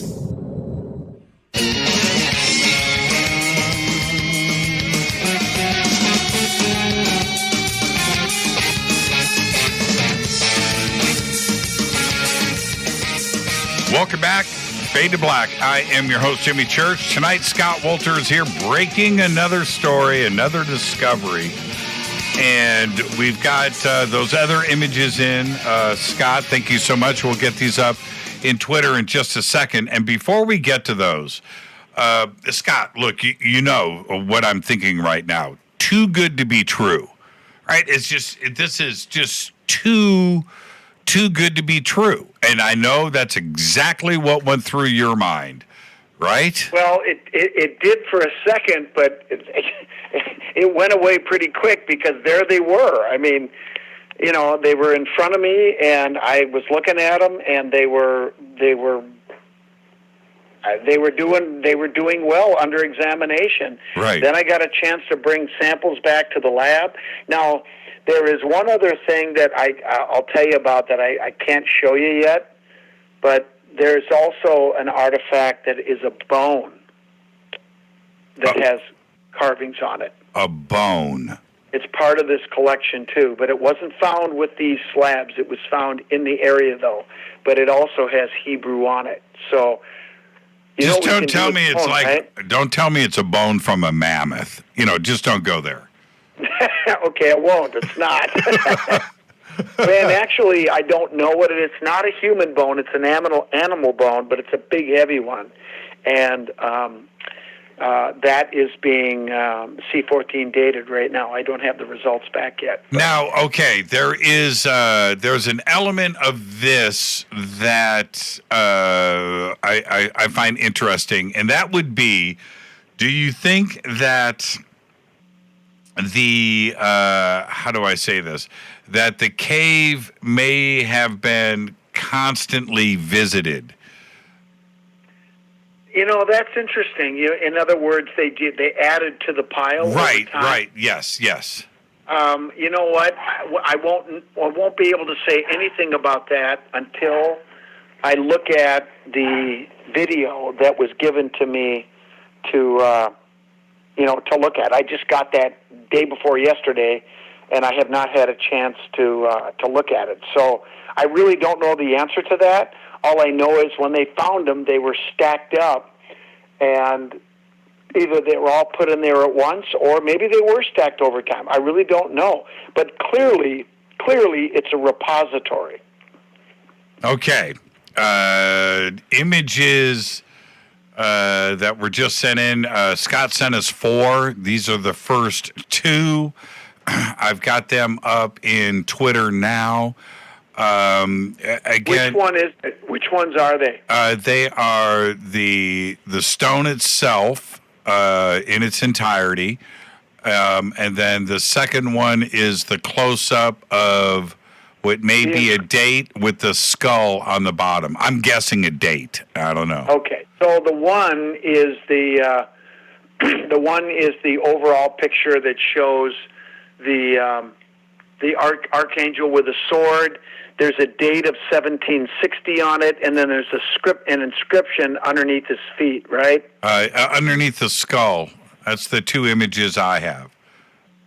Oh, okay, the skull. Okay, we're going to do that one first. Okay. Okay. Oh, wait a minute. Oh, is this on the back side of it? No. They're 2 different slabs. Oh. So the one that you have with the skull. Right. Okay, now the other picture that you should put up with it is the Poto rune stone found near Heavener, Oklahoma. Okay, it's already... Rune stone? Okay, we can't take the post down. The post is already up. So we're looking at 2 different stones here. The one with the skull, and then this one with the 1760 with the archangel with the stone. Okay. With the sword. Let's start with the one with the skull laying on the side. Got it. Those are runes, okay? Gotcha. Scandinavian runes. That is a runic inscription. That inscription is exactly the same as the Poto rune stone that was found in Oklahoma. Very close to the Heavener rune stone, which is one of the most famous rune stones that's ever been found in North America. Most people that know anything about this pre-Columbian stuff know about the Heavener rune stone. Very few know about the Poto rune stone, and that inscription on the Poto rune stone, which is not the same as the Heavener, but it is exactly the same as this stone with the skull laying on the side. Now, what does it say? What's the rune inscription? Oh God, it's in Gloria's book, but I can't remember. The first word is gloam. And we think that's a name, like it's a possessive, like gloams something, like it belongs to him. Man, that skull is beautiful. Yeah, it's really good, isn't it? Wow. Yeah, the eyes are really good. eyes are insane. They stick right out. But here's the thing that's important about this. What the heck is this runic inscription that is, presumably, it is the same as the Poto rune stone, which many people believe is, Viking in age. This would be pre-Columbian by 500 years, the oldest date that we see carved just outside the cave of 1501. So the question is, how are these connected? Is this somebody who was educated in runes and this particular word or phrase or whatever it is? And I don't know exactly what it says, but it's being used with these stones. Where is the connection? Could this be something that was passed down within this crypto-Jewish community that lived in the Iberian Peninsula that was chased out of there by the Spanish Inquisition? That's sort of the thesis that we're running with here. That is a huge question.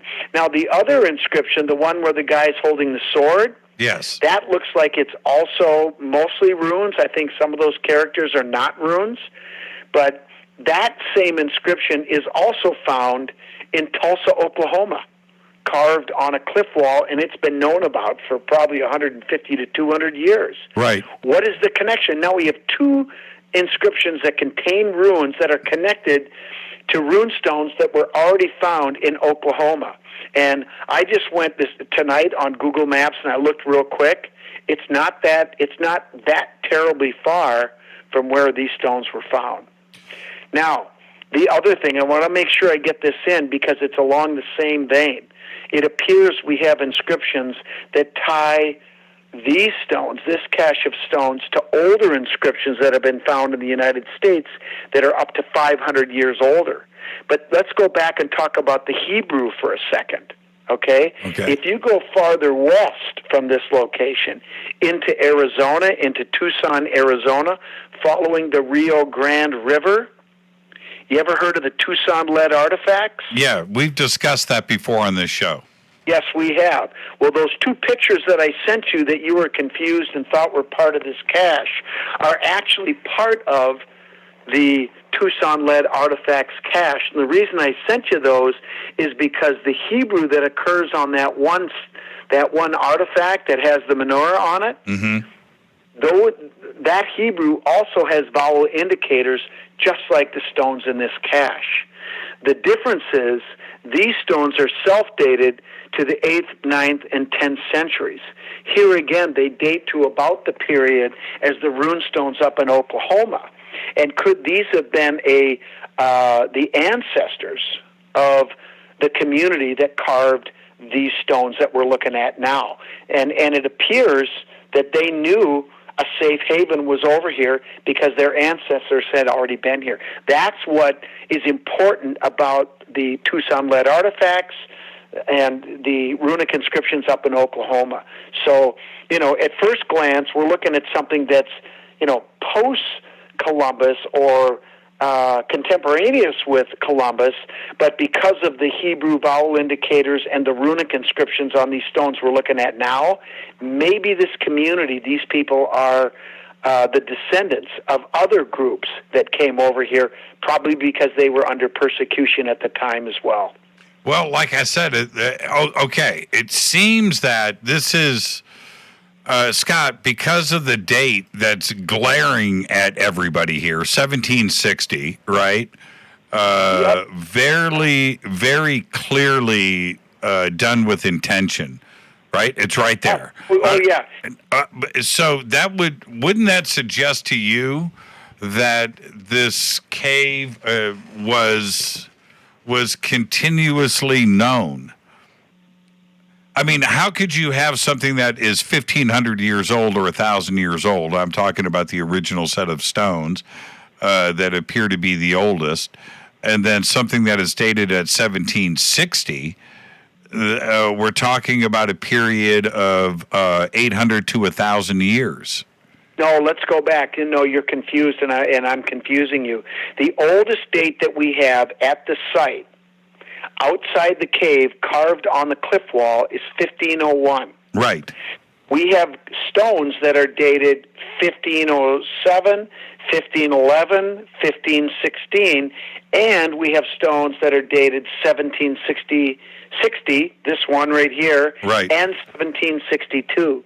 So what we're talking about potentially is a community that existed for 260 years. Gotcha. Okay? Yes. Does that make sense? Yeah. No. The reason why the number 1,000 stuck out to me is because you said that the vowel reference was 1,000 years old.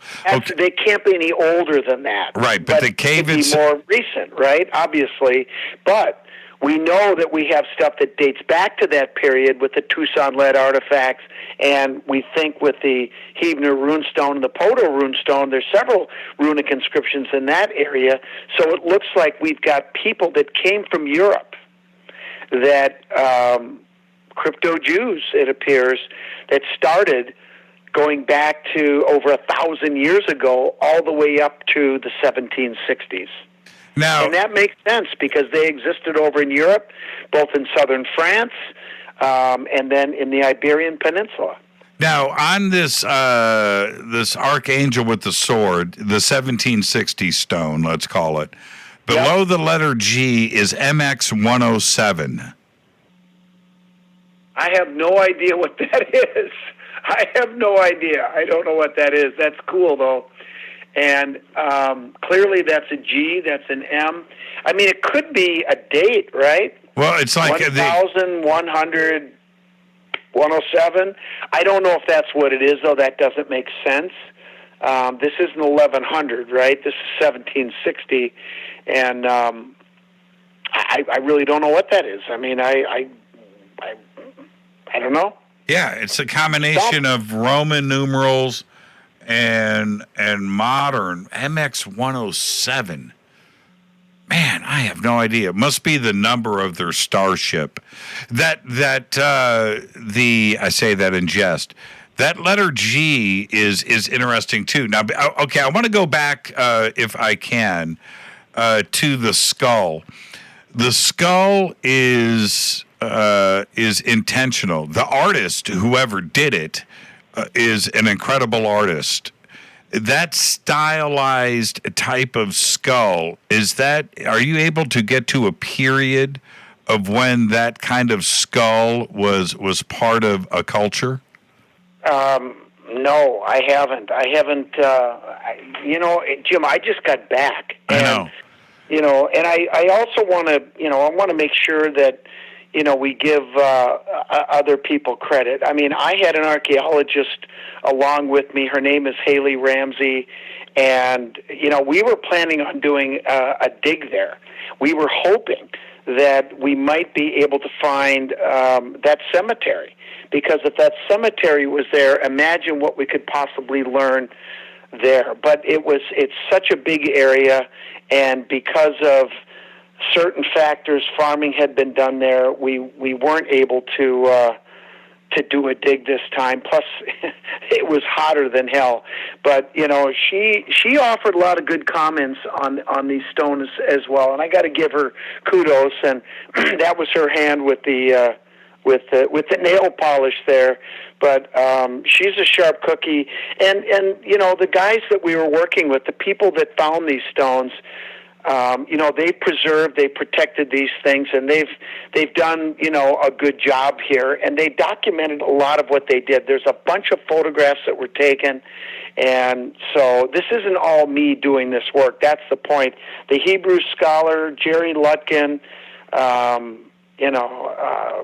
lot of people have assisted us already, and a lot more are going to be needed to help us get to the bottom of this. And it's unfolding as we speak, but remember something, Jim, we don't, the thing that I get uncomfortable with sometimes is my face is always out there on every episode, and everybody thinks that I do this by myself. I don't. Absolutely not. There's usually an army of people, and what's beautiful about that is when you work with other smart people, that collaboration, you get 10 times farther down the road than trying to do it all yourself. The skull almost looks Caribbean, Jamaican. It's got a feeling like that, which would go back to Africa. There's something strange going on with that skull. It doesn't seem, and I know that's ruins underneath it, but it doesn't feel Nordic to me. It doesn't feel Scandinavian. The whole thing doesn't look it doesn't look Scandinavian at all, and I don't think this is Scandinavian. Just because they're runes doesn't mean that it has anything to do with the person being Scandinavian or trying to create that imagery. It's just another alphabet. I mean, look at it. We've got runes. We've got what appears to be Ogham. We've got Latin, we've got Hebrew, we've got Spanish, we've got Portuguese. We got a whole bunch of stuff, and I'm sure there's more here we haven't figured out yet. So it's really a strange collection of script, of language, of symbolism, of iconography, of all kinds of stuff. I mean, it's Egyptian, of course. It's really a strange collection, but on one hand, it seems like it's a mess, but on the other hand, the more we think about it, the more it really does make sense. Well, okay. Now, when we look at things in totality, where we've got Tucson, we have things in the Grand Canyon, we have Oklahoma, we have Minnesota, we have Michigan, we have Florida, we have Boston, we have the entire Northeast with things on riverbeds and stones and caves. At one point, the scales have to tip, don't they? I mean, because now the evidence is just it is literally starting to pile up. Well, you mean as far as pre-Columbian people coming over here? Yes. I mean, I forget sometimes that that's right. We haven't progressed that far yet. Academia hasn't accepted this. I mean, you got the Rune Stone, the Newport Tower, the Spirit Pond. You got the Bat Creek Stone. You got all this stuff. It's like, really? And don't forget the indigenous people that are here. Nobody ever talks to them.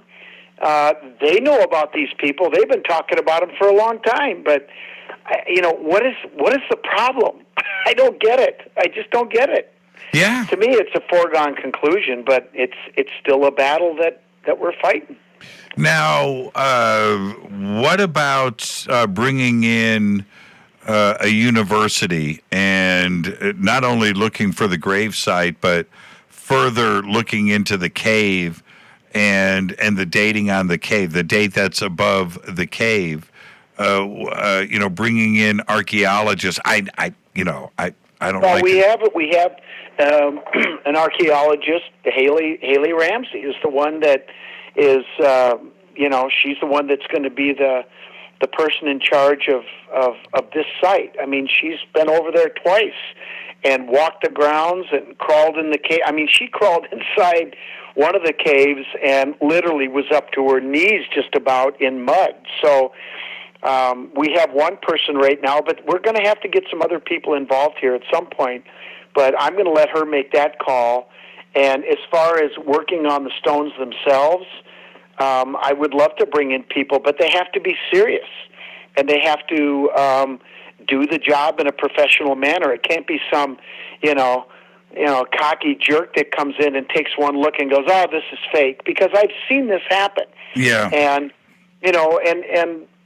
at first blush, some people have said, "Well, gee, this isn't, pre-Columbian, so why are you interested?" Well, first of all, I think it's a fantastic story. It doesn't matter what the time period is, but in fact, it looks like we do have connections that push it back to pre-Columbian times and may give strong support to things like the Tucson-led artifacts that I've argued for years are absolutely pre-Columbian and authentic. My God, they were found in a pristine archaeological undisturbed context. I mean, what more do you want? And then you've got the Hebner runestone. I've studied that as well. I see no reason that this thing is a modern hoax at all. In fact, it dates back over 200 years.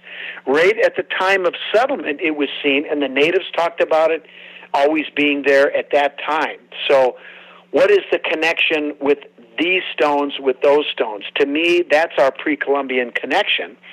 And I think maybe we're talking about a lineage of a group of people, a group of families, more likely, that passed this knowledge down. And the secret was there is a land far to the west where you can live in freedom. and you can practice your faith without persecution, that there are people there who will welcome you if you treat them the way you want to be treated. And isn't that the basis upon which this nation was founded? It's the same thing. And I think what the moral of the story is that people from Europe and other places in the Mediterranean region in the East have been coming to the New World for millennia to escape persecution, where they could live free with people who embraced them as long as they treated them with dignity and respect. I think at the end of the day, that's what the lesson's going to be. Yeah, and I have got I've got a few people that you should probably pull into the circle. I'll talk to you about all of them off of the air, but could lend their expertise and their extensive knowledge into history with these types of languages, artifacts, and of course the cosmology and the historical context of all of this. Right. It's very, very interesting. Scott, once again, man, I just have to thank you. We'll be taking this conversation again over to Coast on Saturday night, and I'm very excited about the rest of the country and the world finding out about what you are once again bringing out to the public. Thank you so much. Oh, hey, Jimmy, this is fun. I feel like we're just getting started. I want to keep going, but hey, let's continue it on Saturday night and celebrate the 4th in grand style. And thanks again for having me, man. This has been a lot of fun. And get some rest. We're going to keep working on it, for sure. Get some rest, and I'm just going to let everybody know this is the deal. Scott just got back from this trip. Immediately came on Fade to Black. Tomorrow, he's jumping on a jet plane. He's heading out to film a television show. We don't need to discuss that. We'll talk about that later. He's got to do that. Then he's going to fly back on the 4th of July and then back on to Coast that evening. Get some rest, Scott. You are a very busy man, and I want to thank you for taking the time tonight and exposing this audience to this, and we'll continue everything on the 4th of July, and we'll celebrate together this Saturday. Thank you so much, my friend. All right. Well, thank you, Jimmy. I look forward to it, and thanks for everybody who tuned in. Give my best to Jan, okay? Okay. We'll talk to you. All righty. Scott Wolter, absolutely incredible. That's all I've got. I've got nothing else. I am going to take a quick break. I want to thank Scott. And like I said, we're going to go ahead and continue all of this. Scott is going to be he's already been busy over the last couple of weeks. And he will be back with us immediately Saturday night on Coast to Coast, and we'll take everything further. I'm your host, Jimmy Church. I'm going to break, and I'll come back and take your phone calls. Stay with me.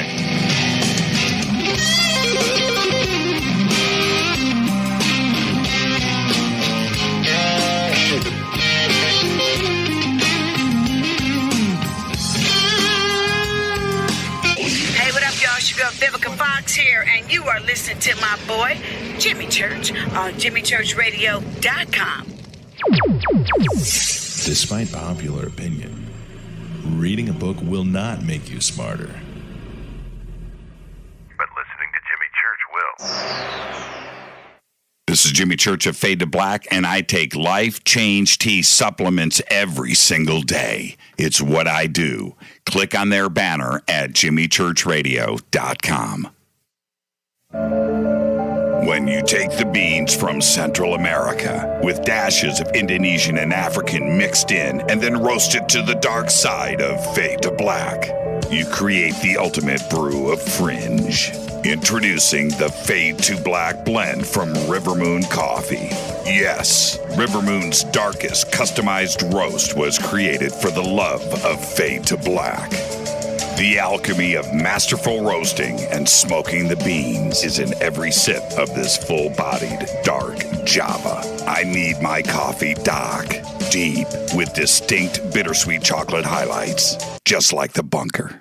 Leaning further into the darkness of the roast is Fade to Black blend from River Moon Coffee. Just click on the banner at jimmychurchradio.com and use the promo code F2BBLEND for 15% off of your order today. Go Beckley Teppy.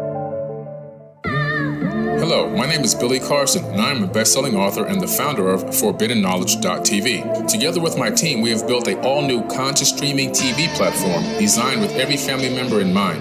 If you have ever wanted to travel the world and attend lectures and workshops from your favorite speakers but weren't able to, look no further. ForbiddenKnowledge.tv. There are dozens of workshops and lectures from speakers you know and love. We have also included amazing categories to assure that your consciousness is entertained and elevating on a daily basis. Amazing interviews, ancient history, ascension knowledge, wisdom teachings, documentaries, conspiracies, mysteries, health and fitness, conscious cooking, meditations, finance, yoga, and so much more. To start your free trial on any mobile device or computer, surf to ForbiddenKnowledge.tv. That's Forbidden Knowledge with the number 4, ForbiddenKnowledge.tv. Again, visit ForbiddenKnowledge.tv today. Are you intrigued by Paranormal Talk Radio? You'll love the new Paranormal Radio app from TalkStream Live. You'll find a great selection of talk shows covering UFOs, ghosts, strange phenomena, and much more. Download the Paranormal Radio app now and start listening to the very best in paranormal talk entertainment, including the network you're listening to right now, the Paranormal Radio app, free in Google Play and the iOS App Store. Erica, Brittany, Gabby, and you're listening to JimmyChurchRadio.com. It's not a lifestyle we chose. We were born this way. KGRARadio.com.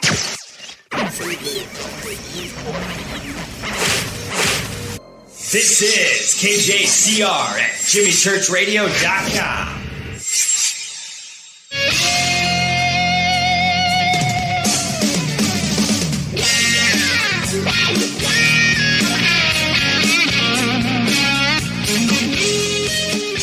Wow. Welcome back, Faded Black. I am your host, Jimmy Church. Got to thank Scott Wolter. That was an incredible show. Absolutely incredible. And I'm opening up the phone lines right now, 747-228-2051. And I know you guys looked at all the images and you've checked all of this out. I want to know what you think when you're looking at this stuff. I mean, how incredible is it? It's just totally amazing. And I know what's going through my mind right now. I want to know what's going through yours. 747-228-2051. One of the points that I made to Scott there at the end is that we looked at, he didn't even mention the Kensington Rune stone when he listed, when he was talking about, Bat Creek and of course, Tucson and the lead artifacts, which are all incredible. It's Oklahoma, it's Texas, it's Arizona, it's Colorado, it's Florida, it's Pennsylvania, of course, Massachusetts, Minnesota, Michigan, where these artifacts, Canada, by the way, too, as well. These artifacts have been piling up. Now, some of them, not the ones that I've just listed now, but other things in the past have been deliberate hoaxes, where you had, I lit up incense here in the bunker. That's what's floating by the way, if you see that on the camera. Some things in the past have been deliberate hoaxes. And I've watched some pretty funny documentaries and incredible documentaries where these attempts were made. That's not what we're talking about here. Now we're in a whole different type of situation.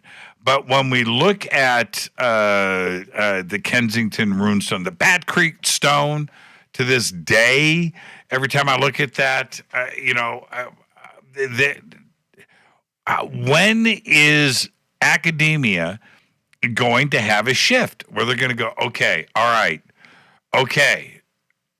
now we have to start taking this stuff seriously?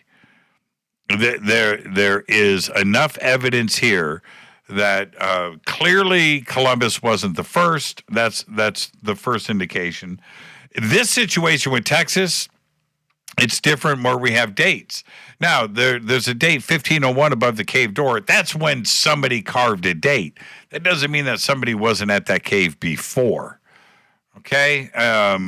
We need to state that clearly. But Columbus wasn't the first. And we know the Vikings were creeping across from Greenland. Right? And this is fact. This is fact. You know, how far in and how far south, right, did they get to the United States? It's absolutely incredible. So 747-228-2051 and very interesting. Okay, 747-228-2051. But how much evidence has to be brought forward? I mean, how much? I want to bring in some of the leading scholars that I know to take a look at this and get some opinions here. I think, and I'm not some art historian where I'm able to look at this and say things specifically, but when I look at the skull, image number 6 that was posted, I think it was 6. That skull looks, yes, somebody just said Spanish. Oh, that's Eric. It feels that way. You know, I said Caribbean, but it feels like there's some lineage here that is traceable. It's too stylized and it's too beautiful. Yeah, there's got to be. We need somebody to lay their eyes on this and to look at it. It feels, yeah, Spanish might be right. Spanish might be right. I agree with you there, Eric. And this is the other trip on this. I'm just going to say it. When you look at that date of 1760, that throws a whole nother and the type of art that is there. It's not like the other artwork that is on the other stones that are clearly older. That stone is different, and it's got a 1760. The other information that is on the stone, that needs to be deciphered. That needs to be figured out. That MX107 is interesting. Why is that G right there in the middle of the stone? I don't know. But 1760, it throws everything. In other words, if somebody was doing a hoax, right, that these stones are just created somewhere and they were put in the cave and there's some fantastic story that is tied to it, right? Okay, all right, I'll buy into that. Why have a 1760 stone in this cave? It would throw everything off. So to me, it's the exact opposite. It adds to the legitimacy of the situation. No professional hoaxer, no OG hoaxer that's worth his weight in the hoaxing community would blow everything with something that throws everything off and throws the dating off. You get what I'm saying here? It just wouldn't happen that way. That's the stone you don't put in the cave. Put that in another cave. Put that somewhere else. Take that thing to Alabama, drop it on a beach, and leave it. But you don't put it in this cave with this other stuff. Very interesting that the Hebrew here is datable because of the vowels, the vowel indicators. Very interesting. Somebody here isn't trying to push this thing back, right? And this is what Scott had said, try to push this thing back to 1000 BC, getting back to the Hebrew Bible. No. Very interesting. Everything is dateable. Now, I didn't know anything about Columbus possibly being Jewish. Yeah. Now, somebody just posted this. I wish it was a bigger image. This is from David Vingman. Thank you. It's the Bat Creek Stone. Still one of the most incredible pieces here ever to be found in the United States. Okay, 747-228-2051.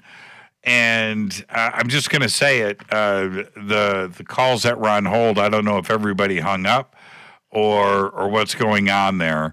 But let's take another crack at it.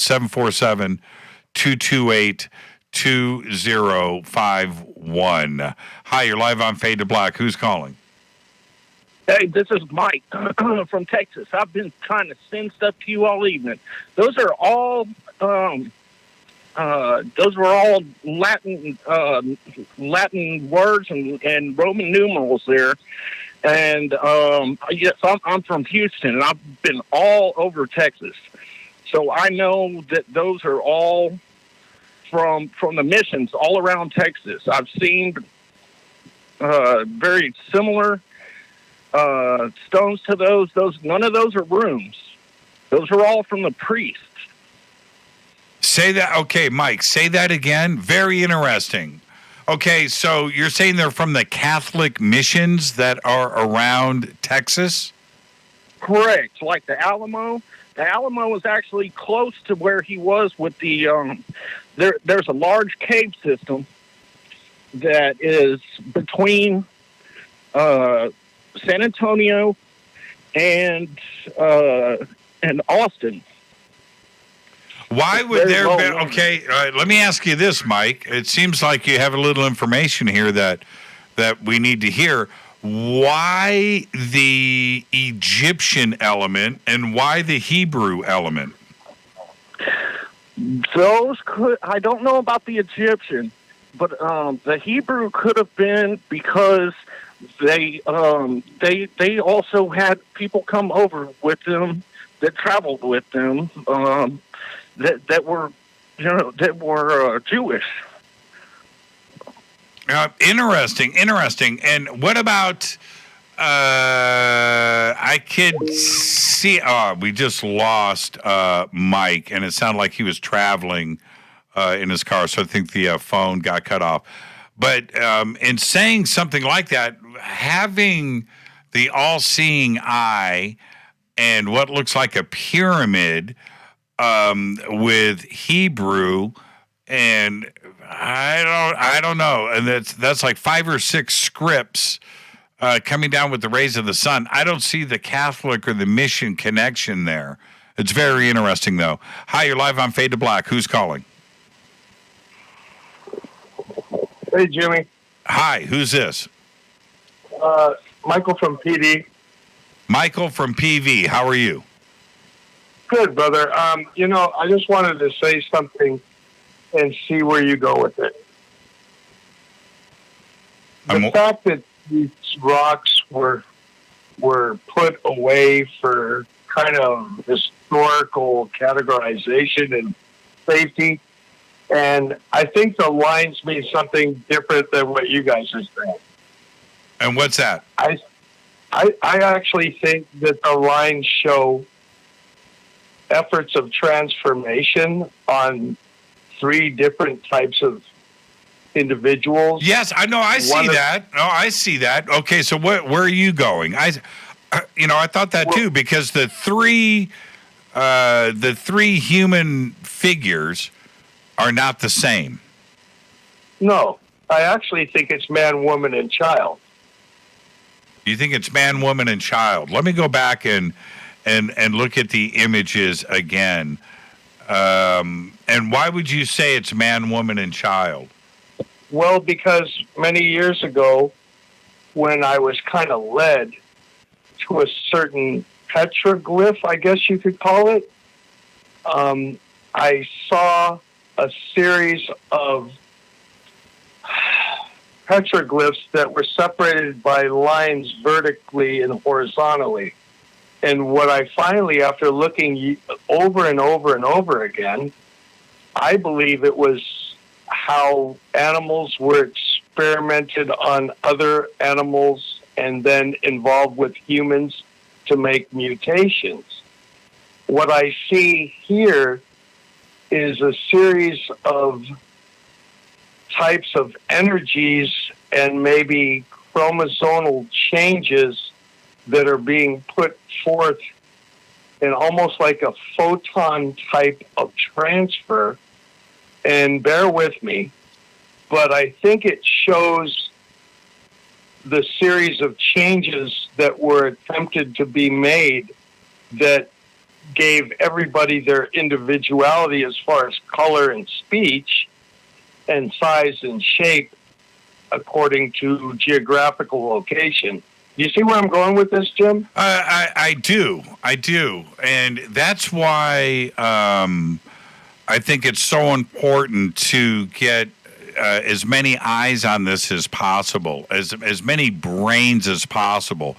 This all-seeing eye, that's what we're calling it, inside of a pyramid, because the all-seeing eye with the rays coming down, that's inside of a triangle. And then you have what looks like the entrance and exit, on the far left and on the far right, almost like lanes of a highway or a road showing direction. But entering it are all of those. There's a language there, and I don't know if it's numbers or what. Above the first on the left, the first human figure on the left, which is holding something in its left hand. It's going up. I think it's going. I could be wrong, but it looks like it's going up. The second one is enclosed in the ray, but that's two sets of lines above it that are now vertical. The third column is Egyptian hieroglyphics. The fourth column is, I don't know. I think it's numbers. Scott says it's something. Couldn't that show you the series of experimentations on which people they were going for? It could be. Man, I'm open to anything, Mike. I have no idea. I really don't. Clearly, there is something that is being said. Tested. There is something being said. Well, and then on the outside of this, we have the fish. We have the other glyphs that are above it. On the right, we have the bull, the dancing bull. We have the 8-pointed star. Clearly, we have two Egyptian feathers side by side. That is hieroglyphics, no doubt. Think about it, Jim. That's what I was saying before when I was looking at the other petroglyphs, is that they tried mutations with certain different species, and that's why you get different petroglyphs with ant people, bull people, lizard people. You know what I mean? You know where I'm going with this? Maybe it's just a series of documentation on the series of attempts to finally find the right hybrid. Hey, you know what I was thinking, and it's and I want to thank you for the phone call. In column number 1 over on the left, and I looked at both versions of the picture, and that kind of looks like DNA above his head. Mike, thank you for the phone call, man. We'll see you tomorrow night right here for Fader Night.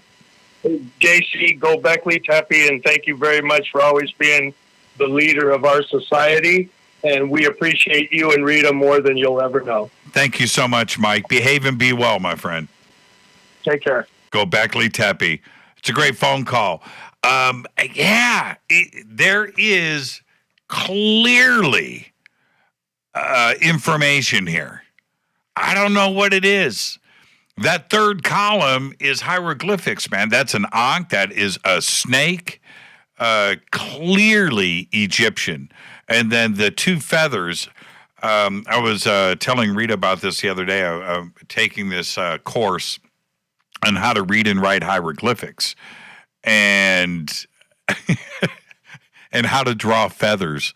And I'm just telling you, I see this now from anywhere when I take a look at it. So go back to the phones. Hi, you're live on Fade to Black. Who's calling? Hey, my name is Jack. Hey, Jack. How are you? Where are you calling from? I'm good. I'm calling from Birmingham, Alabama. I don't want you to bring that thing to our stores. Why not? You could find it and go check this out, everybody. You would be the one. There you go. Yeah, I'll do it. So what do you think? Yeah, what do you think is going on here? Well, I just know, Hebrew and all these other languages are pictographic, and I just wonder why, like an A is an ox, and is it really they're just taking pictures, or, is like they're kind of like you was mentioning earlier, like an energy exchange? Are they trying to explain something? Because with Hebrew, that's the what do you call it? The occult book, the Zohar, where God breathed these letters. So now we're saying it's ox, and then they're saying, well, there's really something more to it. So what are they trying to describe in any type of pictographic language? Yeah, see, that's the thing. Back then, it was simple, right? They knew.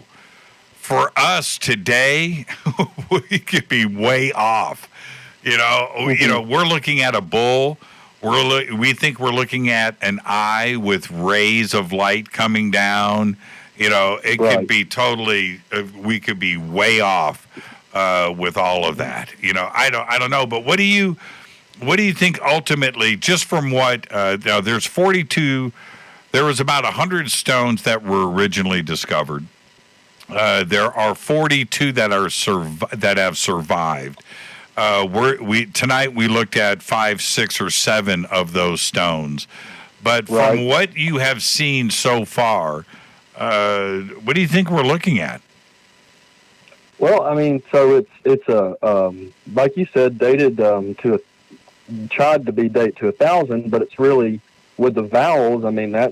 That's most definitely not an old part. So but, it makes me almost think of, the Mormons, and they talk about Joseph Smith, reformed Egyptian, and so, that was all kind of, he made that all up, but, it makes you think there's another civilization or something, coming around in somewhere where they weren't supposed to be, or, weren't thought to be, and, there's, Jimmy, there's so much history, Smithsonian, finding things and never hearing about Egyptian ruins and the Grand Canyon. So right. Anyway, I didn't want to bring up the Smithsonian again tonight, but yeah, exactly. I am so with you. And these are the things when we're talking about the Back Creek stone or what's going on here in the Kensington Rune stone. We talk about these are the things that Scott and others have brought to the public. How much of it has not seen the light of day? Smithsonian comes in, sweeps it up, boxes it up, puts it in a crate, stores it in a warehouse, drops it off of a ship out into the, and you never see it again. Yeah. And we'll never know. And I'm not being facetious here.